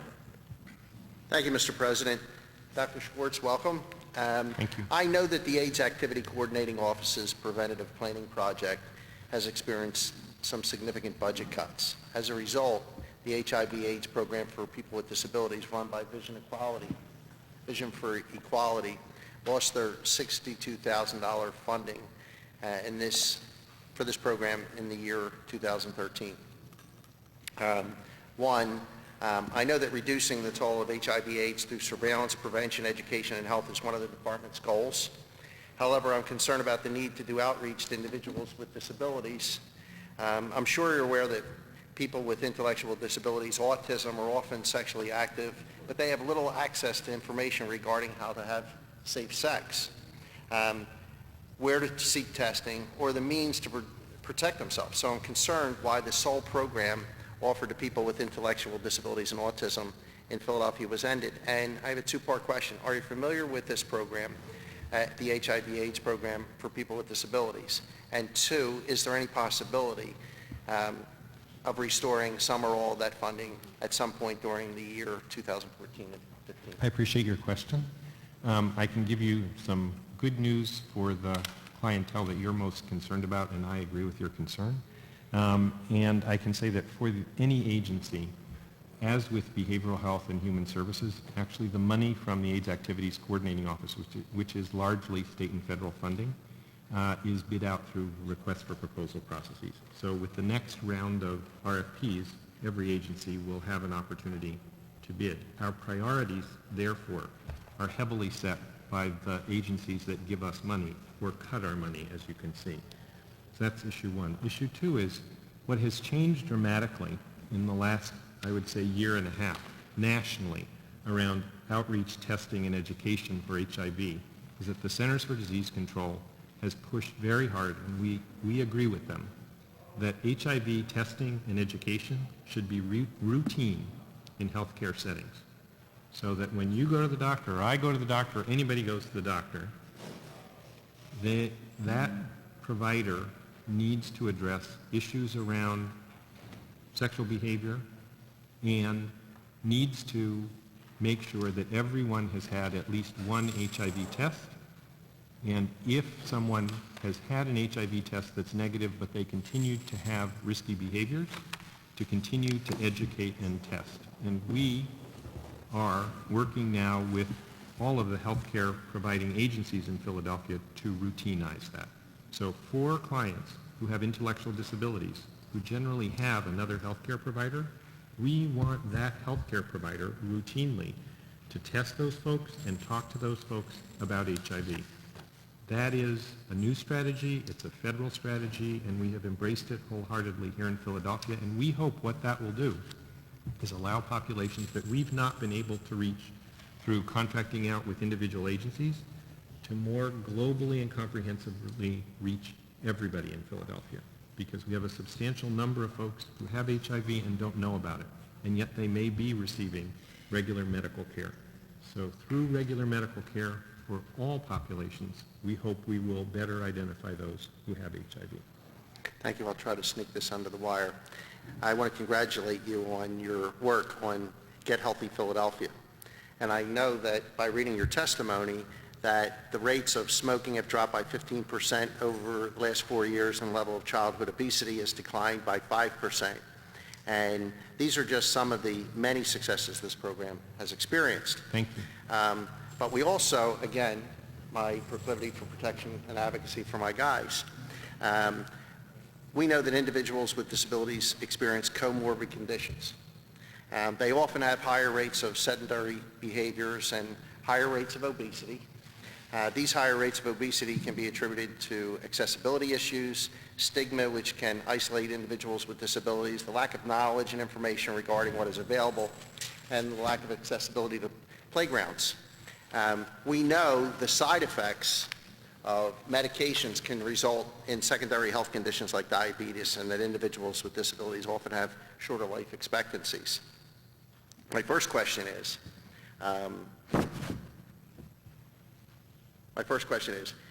to my knowledge, there hasn't been a concerted effort to target families impacted with disabilities. And if that's correct, I would love to work with the health department to include a focus on individuals with disabilities as part of Get Healthy Philadelphia. established through my office and Katie Kaplan some wonderful relationships with our institutions of higher learning that are eager to address some of these issues and can really serve as a wonderful resource for this important initiative. We'd be happy to work with you. Thank you. Absolutely. I think it's an important population. One thing I want to say is about smoking. So Please elaborate. for populations who have mental health issues, nationally, not in Philadelphia, but nationally, 50% of people who smoke nationally are part of the behavioral health system. And what we know is, for instance, about 90% of people with schizophrenia smoke. So one group that we have worked with really well is the behavioral health system. And having Dr. Evans and his people as our colleagues has meant that here in Philadelphia, we are bringing together public health and behavioral health to address those issues and at the same time helping to educate providers about the issues of obesity. Because people with behavioral health issues generally don't die from their behavioral health issue. They die from chronic illness. You are completely on target. Obesity and tobacco are killing people who have disabilities and particularly behavioral health issues. So we believe it's a critical need to partner and reach those individuals and offer them prevention help, guidance, resources, and so forth, because they should live, everybody should live a long life. And if either lack of knowledge, lack of access, or lifestyle is impacting people's length of life, in the health department, we believe we need to address it. I'd just like to comment that it was so evident how well you work with Arthur Evans, and that also part of that grouping and excellence of integration and blending and braiding of services includes Anne Marie Ambrose at DHS and Joan Ernie at CBH. So thank you very much. It's wonderful to see that level of cooperation. Thank you. Thank you, Councilman. Chair recognizes Councilman Jones. Thank you, Mr. President. I too want to commend you Thank you. For the cooperation that you've had, and again, reiterate the briefing that you had last year Yes. with all three major stakeholders within health, human services, and behavioral health. I thought was excellent for us to see the interaction and help me a great deal to kind of understand what you guys go through and how the teamwork approach to taking and providing services. Another issue that you're paying attention to is alternate forms of service delivery, such as telemedicine. We had Yes. a hearing. I was delighted to hear that you guys have used that. And is there further areas that it can be expanded to? Was the question during the hearing. Yeah. I think we are very open, as you heard, to exploring. Part of the challenge for us has to do with professional licensure. And you heard that, I think, loud and clear in the hearings. So there are regulatory issues by both the state and the federal government, although heavily by the state, that impact the ability to expand in many areas of telemedicine. And those are being addressed. It may seem like a slow pace to us locally when we see need, but I have to say, looking at the challenges in changing the regulation, both at the state and federal level, progress is being made. So I I'm was told hopeful. you would develop a task force to look at that. So we have not yet. Part of it is through inquiry to see who would be the expert helpers. We're still trying to figure that out. So where are the opportunities? Because we could develop a task force report that's not based in reality, but I think you want, and you're going to want, something that can be actionable. So that's a first step. I appreciate that, and a wise council person told me, act in haste and repent in your leisure. And I always remembered that. One of these days. I'm paraphrasing. How has sequestration and the loss of stimulus dollars impacted your service delivery, and are there options to replace those dollars that you may have lost? So I don't think we're going to see anything of the magnitude of stimulus again. And remember that, in a sense, stimulus was supposed to tide us over as tax dollars rebounded. And to some extent, this council has worked with us to replace some dollars. Probably the biggest area has to do with obesity and tobacco prevention. We were the #1 rated entity nationally for those dollars. So we received a good amount of dollars in Philadelphia, which we've used to build infrastructure, as you know, and we have results, which are pretty gratifying. What is more concerning, that isn't exactly sequestration and it isn't the loss of stimulus, is a federal policy change that dollars which may have gone to large cities are now increasingly being directed back to states. Those dollars originally went to cities to reflect the fact that state governments often didn't appreciate or politically wouldn't acknowledge the needs in cities. By redirecting those dollars to states, what we're seeing is the reallocation and formula changes for dollars that have come to Philadelphia in the past. And instead they're going here and there around the state without a direct tie to need. Because if you look at need, Philadelphia has the lion's share of need in Pennsylvania. And if you look at proportionate dollars, federal formulas that included us generally were more proportionate. So what's happening now, I believe, is disadvantageous to the city and isn't disadvantageous based on rationale. It's based on a change in policy. And finally, because Pavlov's dog is salivating at the sound of the bell, 2 fiscal notes.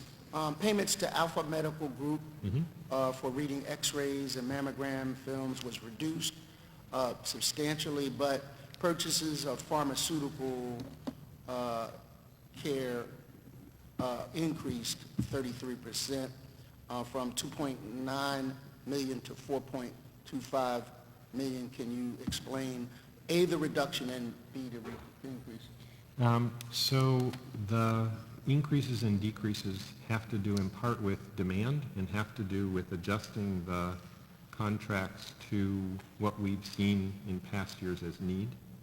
So it's right sizing the dollars, and in part the appropriation, you and we both know that for health services where there is a question of use, if we don't err on the side of generosity, we have to come back to you again.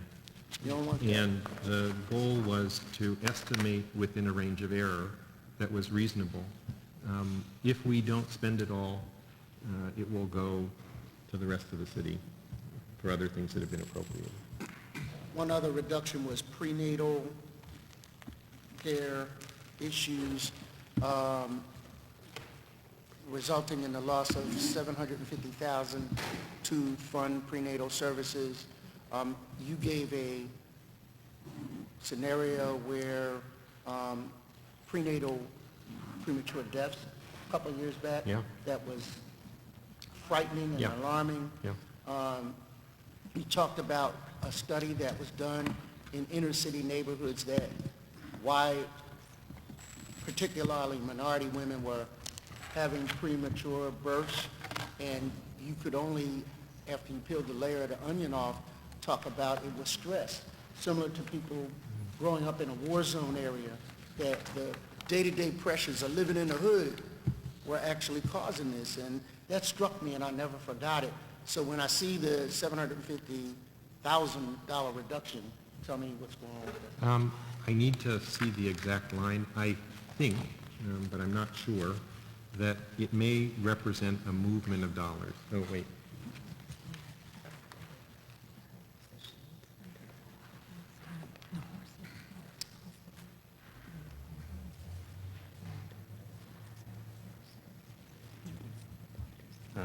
Okay.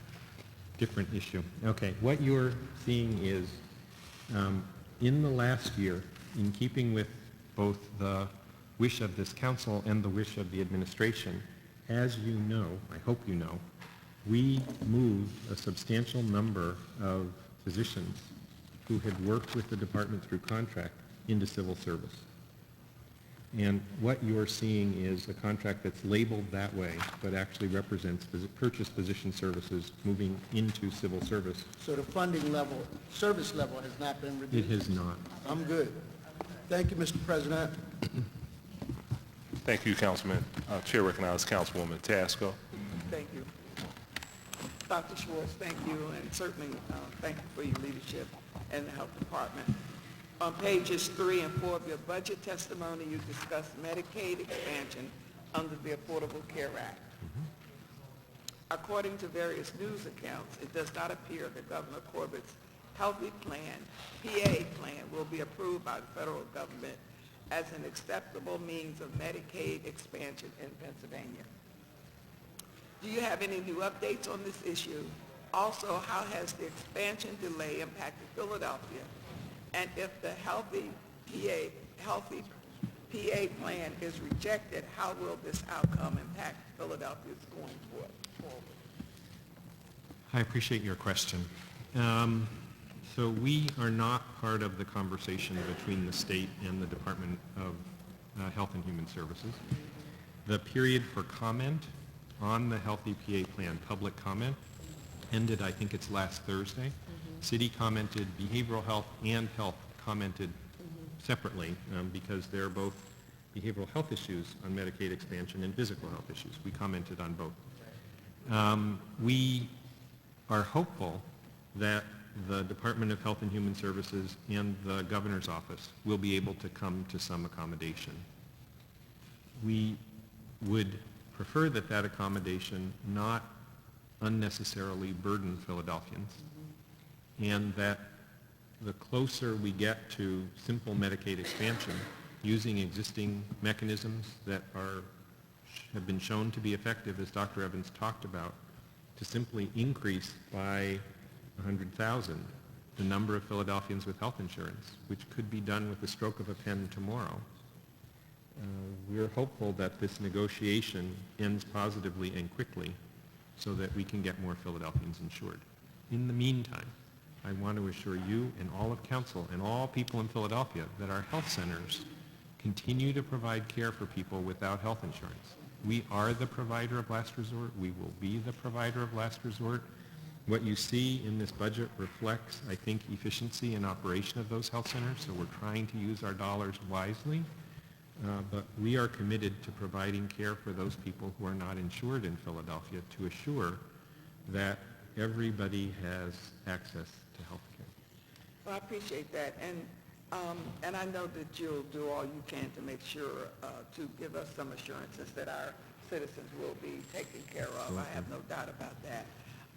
Do you have any, have you had, or has there been any attempt by the state health department to bring not only you from Philadelphia, but other health directors from across the state together to sit down and talk about what's going on? Has that dialogue taken place? Around Medicaid or? Right.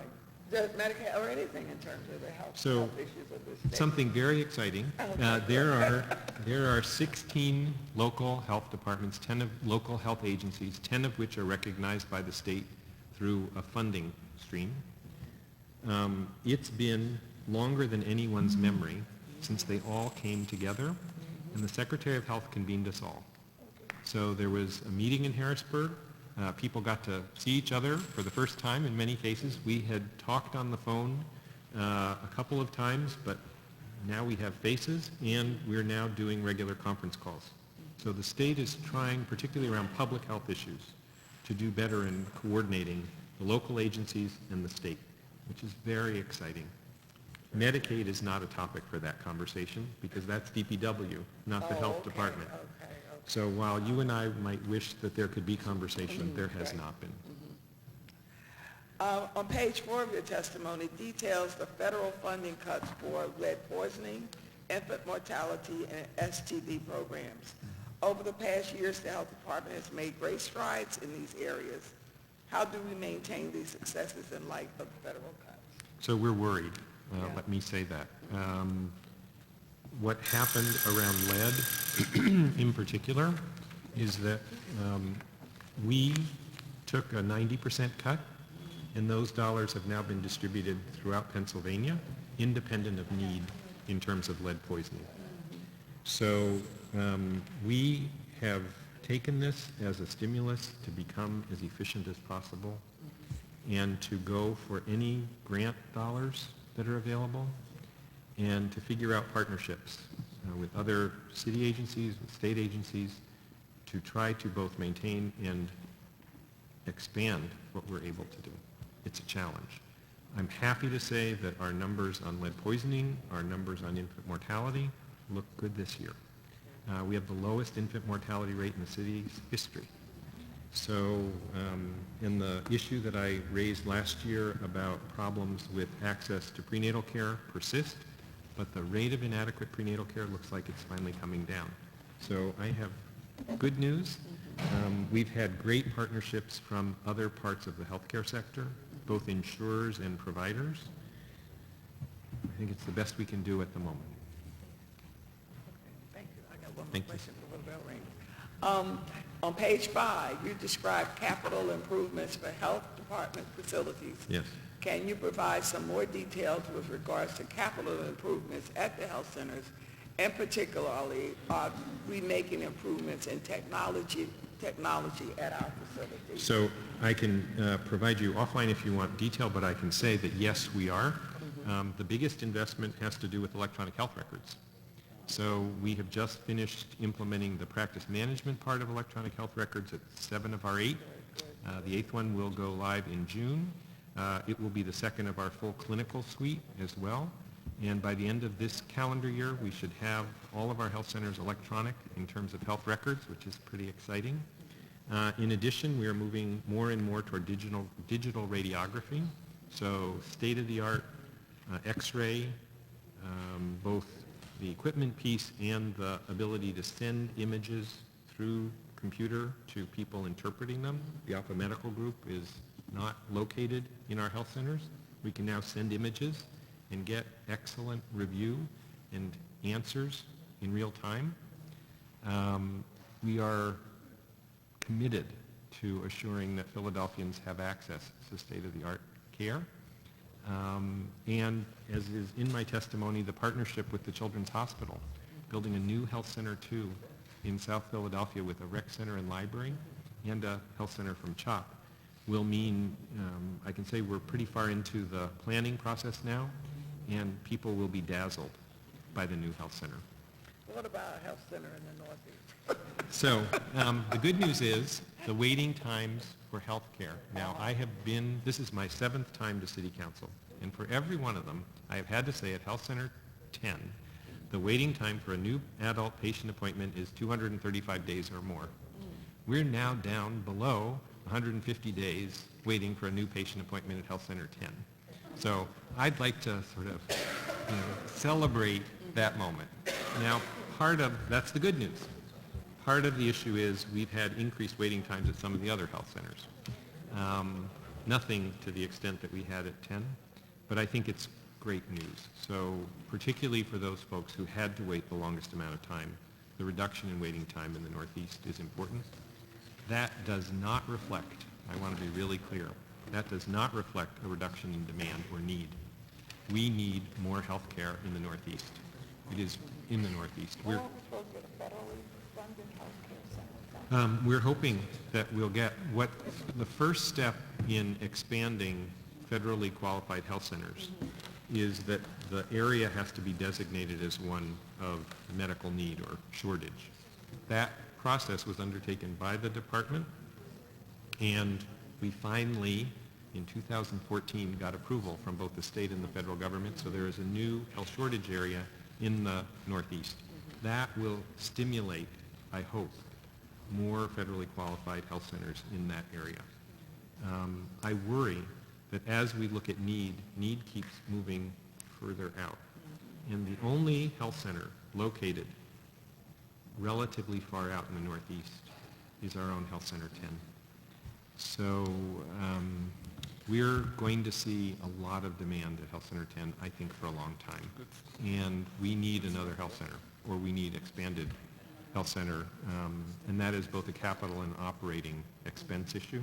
As I said to council last year, we wait to see what the impact of the Affordable Care Act will be. If the Affordable Care Act brings new revenue to the department, I would propose that that revenue be used for the operation of either a new or an expanded Health Center 10. Thank you. I've answered all my questions. Thank you, Councilwoman. Chair recognizes Councilwoman Fiona Sanchez. Thank you, so we can keep that conversation going around the health center. Yes, ma'am. What are the possibilities? I realize that this designation was hugely important for the need in the lower northeast. What are the possibilities, and have you explored with the co-location of any other need that we're exploring in the northeast as a way of incentivizing potentially a federally certified medical center from relocating there as opposed to the city having to build its own? So the answer to that question is yes and no. We've met with all of the currently federally qualified provider agencies and have talked pretty clearly with them and shared our information about need. And we're hopeful that folks will begin to think about new sites. The problem with relocation as opposed to new location is that in general, the current centers are located in places of need.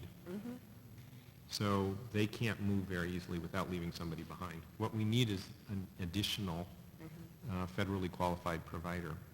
And co-locating them would be terrific.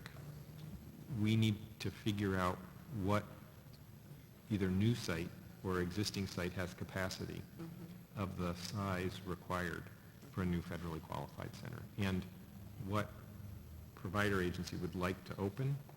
All of that will be much better if Medicaid is expanded. Right. The financials in the Northeast are very difficult because of the proportion of people who are currently uninsured and will likely continue to be uninsured until Medicaid is expanded.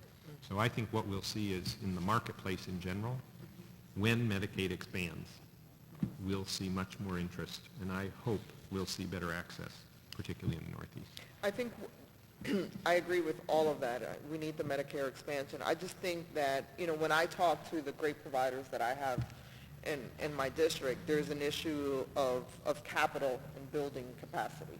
And so what I don't want is for us to only look at it from, it has to be our center and we have to manage it, and really look at, okay, if we can't do all of these things, how do we incentivize it? Because I agree with you, it has to be an expansion. They're all over capacity in all of their current sites.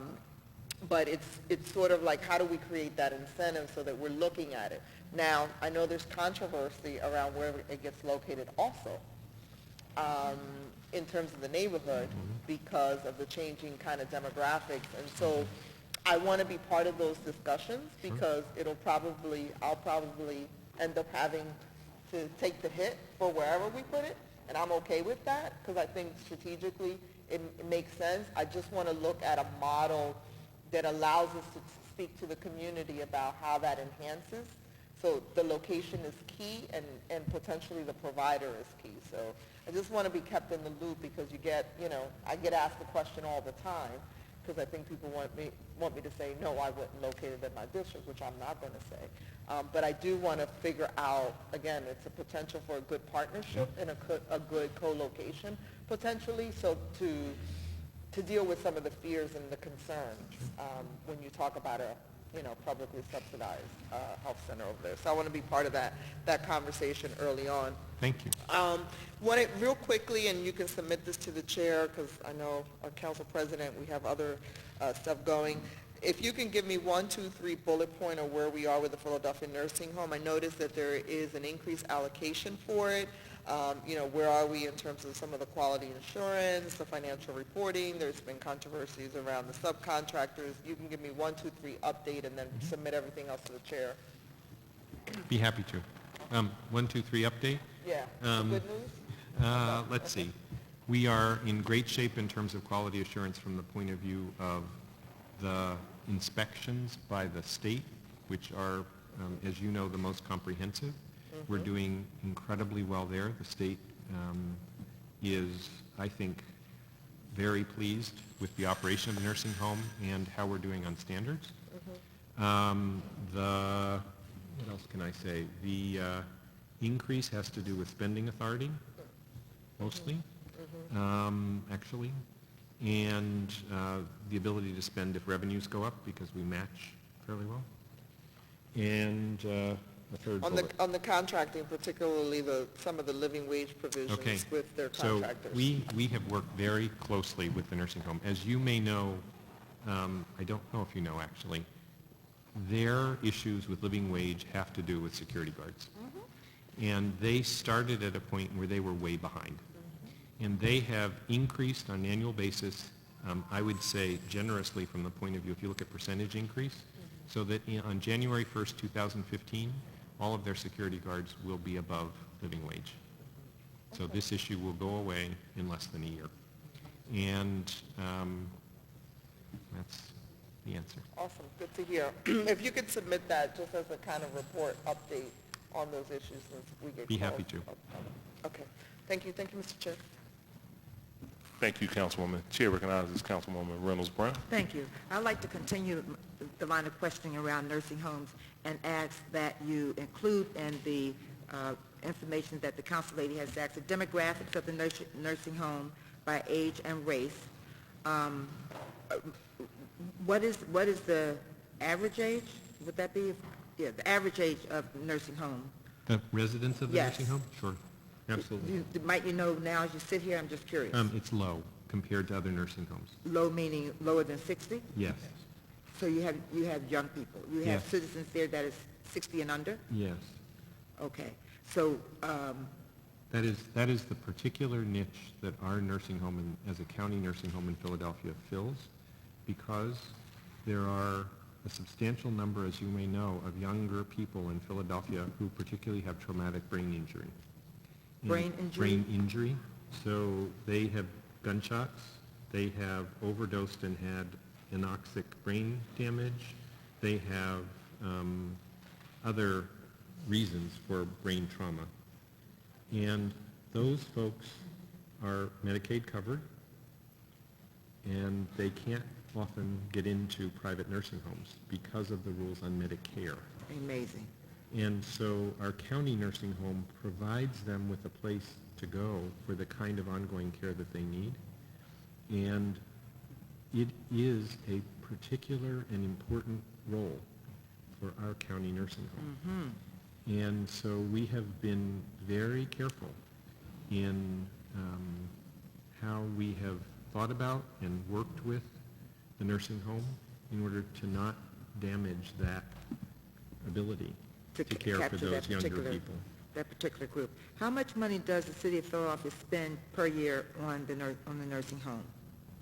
Approximate. Different question would be, do we generate any revenue from Do you mean owning? revenue, you mean the expenditure Yes, after? yes. Right. after- Expenditure per year.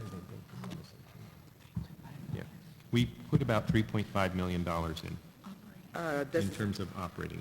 Does the city generate any revenue from owning, the operative word here is owning the nursing home?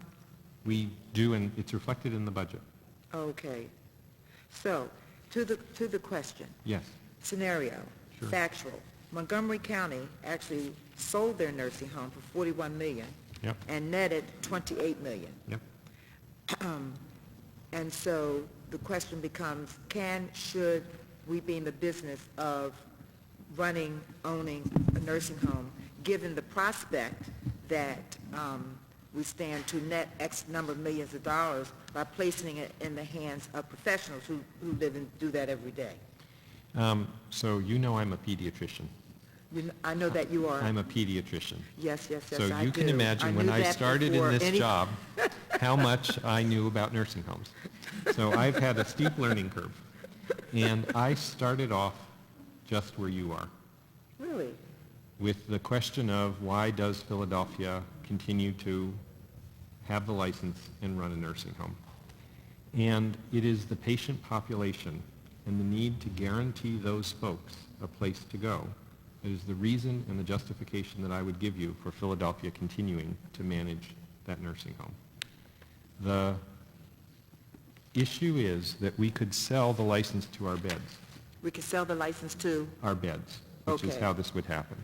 If that happens, we don't have a guarantee that those beds would be filled with all those people who have gunshot wounds to their head and traumatic brain injury.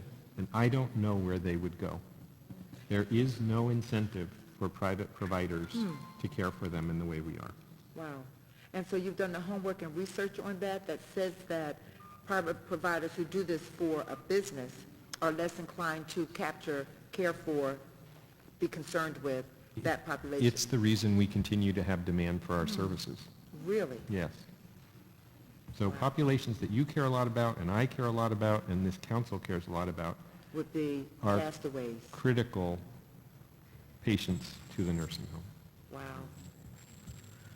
That's troubling. Okay.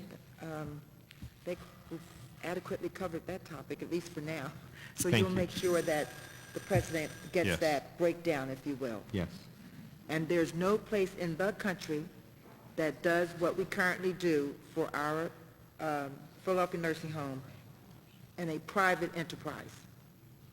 I'm not aware, and I will do my best to answer the question of nowhere, but none that I'm aware of or have found. I think that's the answer. And,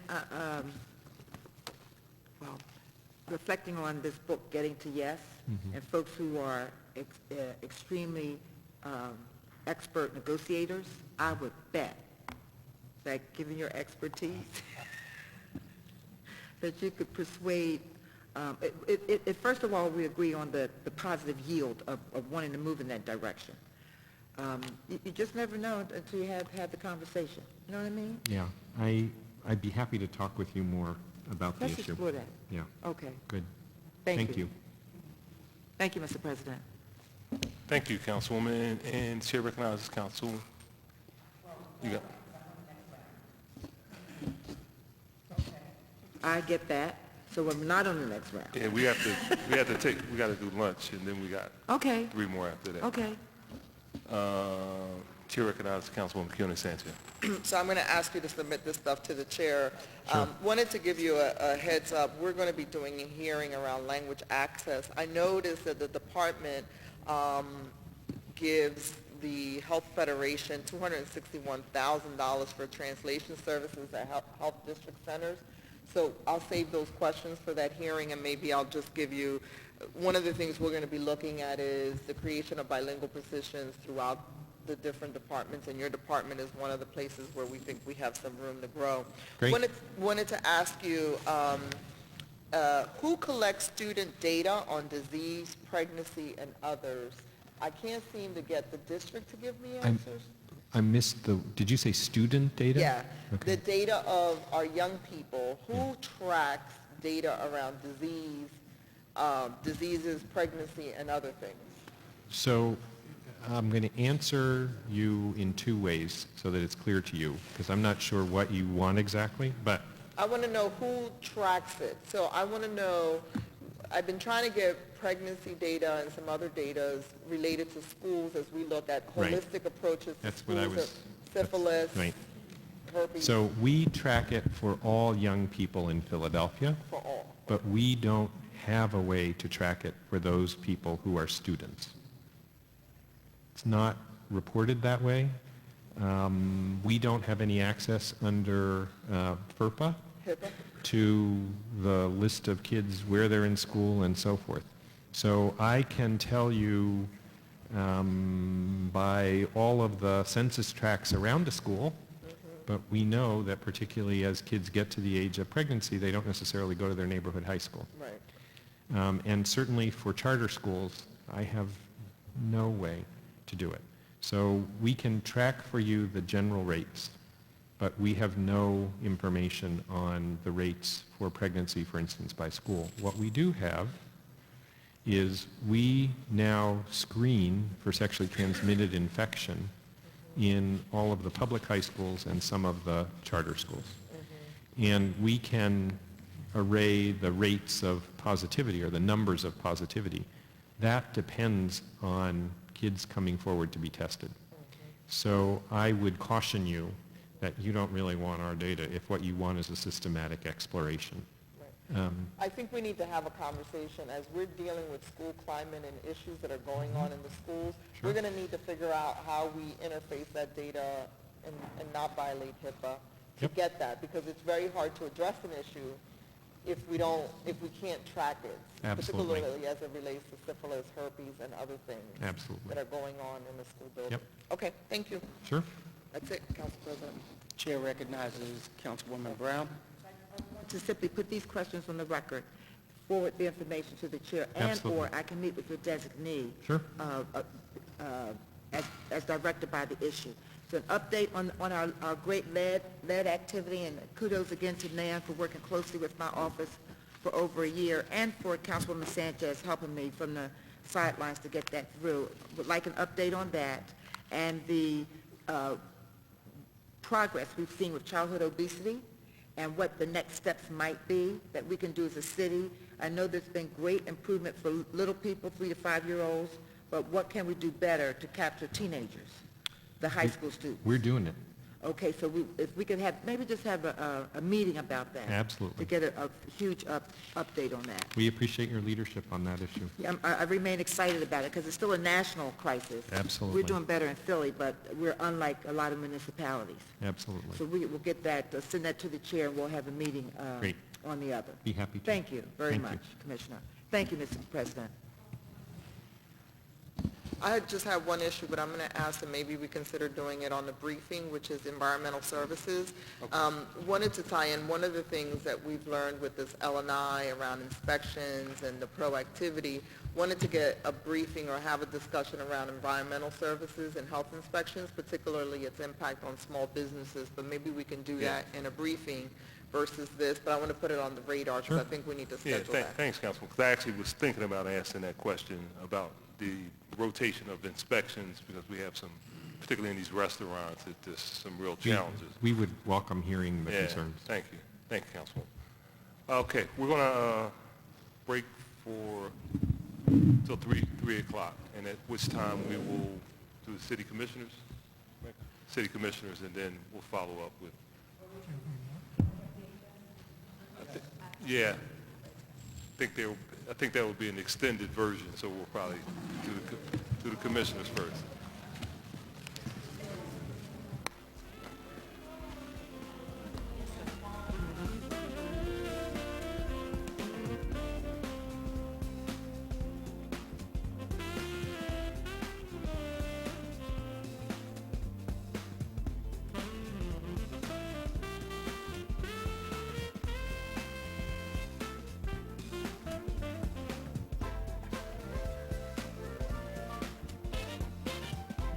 Coming up is city commissioners.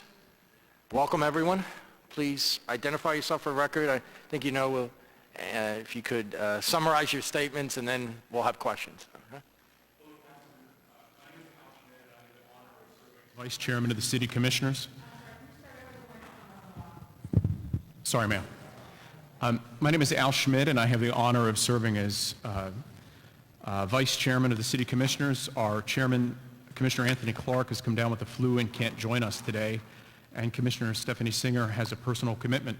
But we are joined by Carla Moss, Chief Deputy Commissioner to Commissioner Clark, and Dennis Lee, Chief Deputy Commissioner to Commissioner Singer.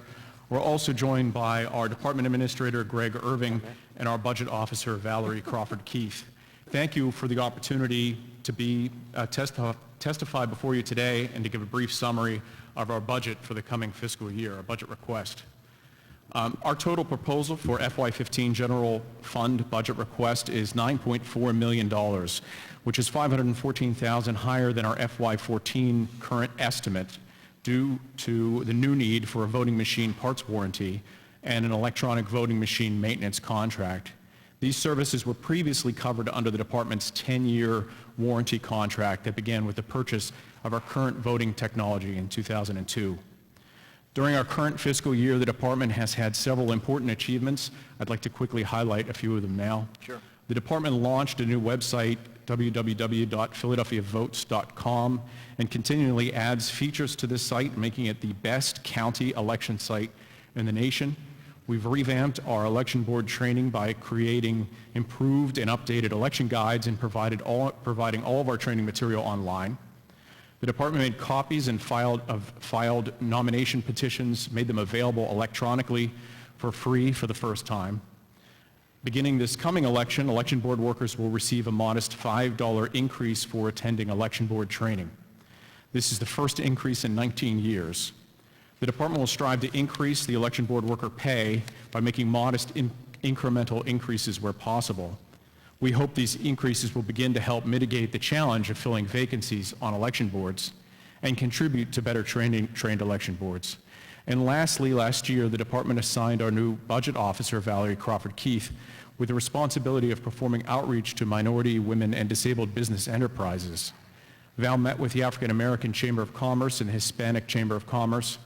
Both organizations publish business opportunities with our department in their newsletters, and Val is in contact with them throughout the year to provide them with updates.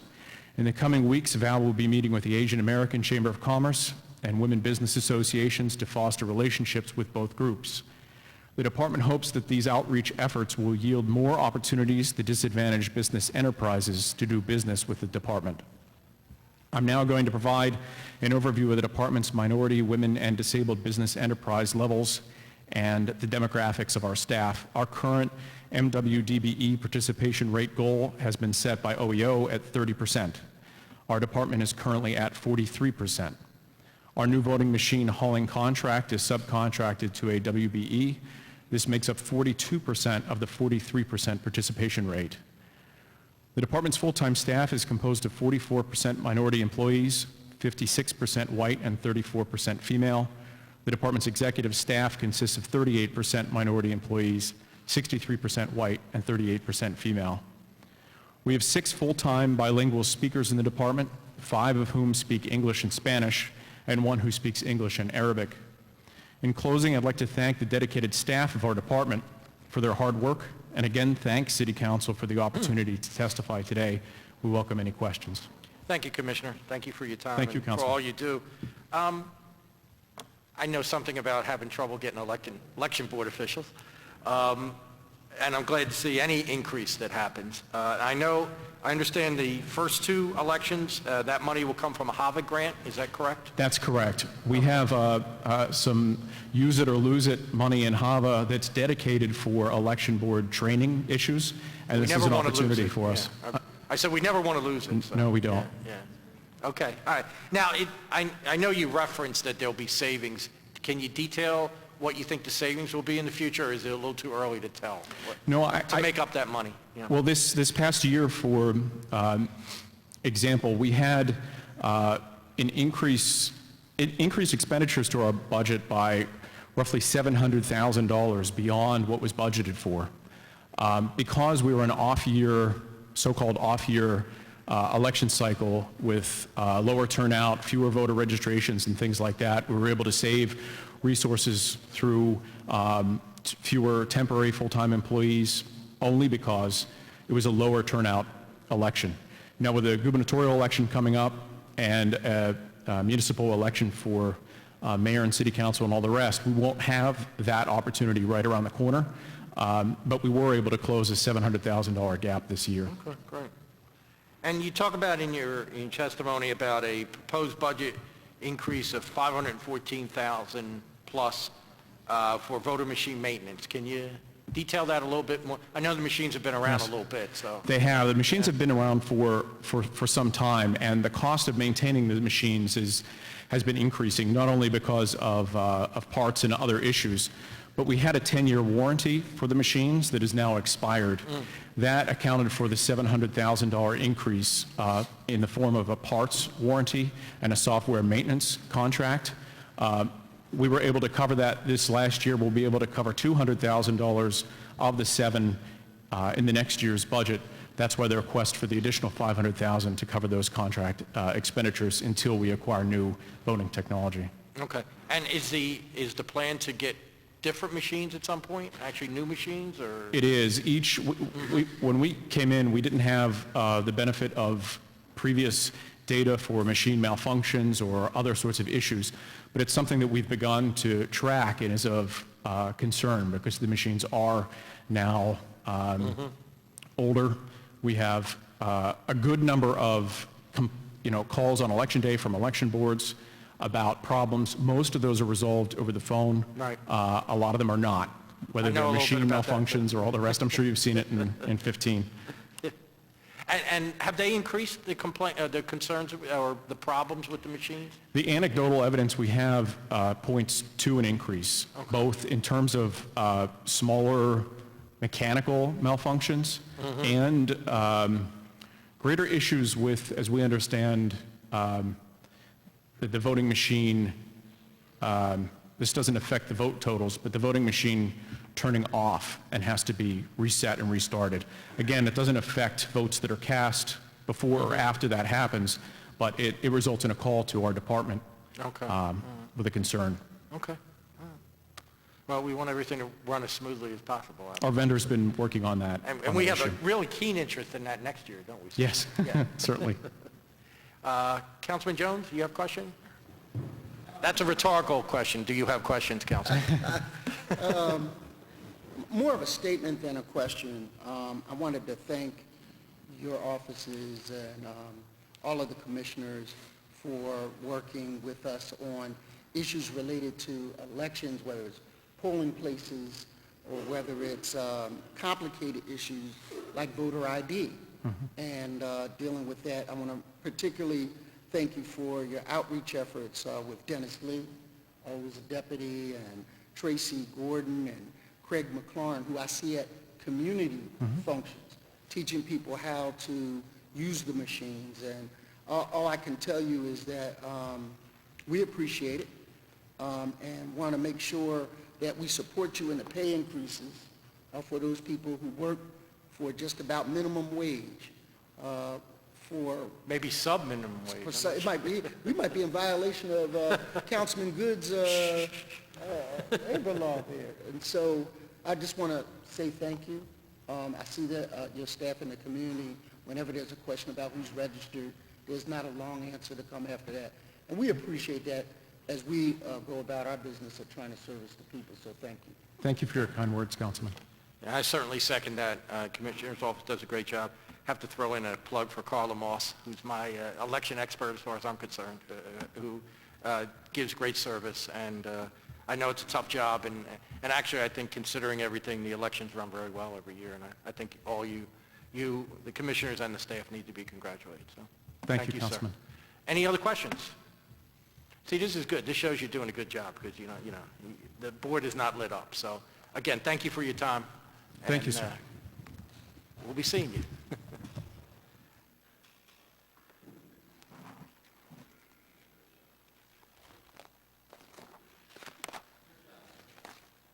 All right. The next department is Department of Human Services. And I'm going to go out on a limb and say this will not be as short as the city commissioners.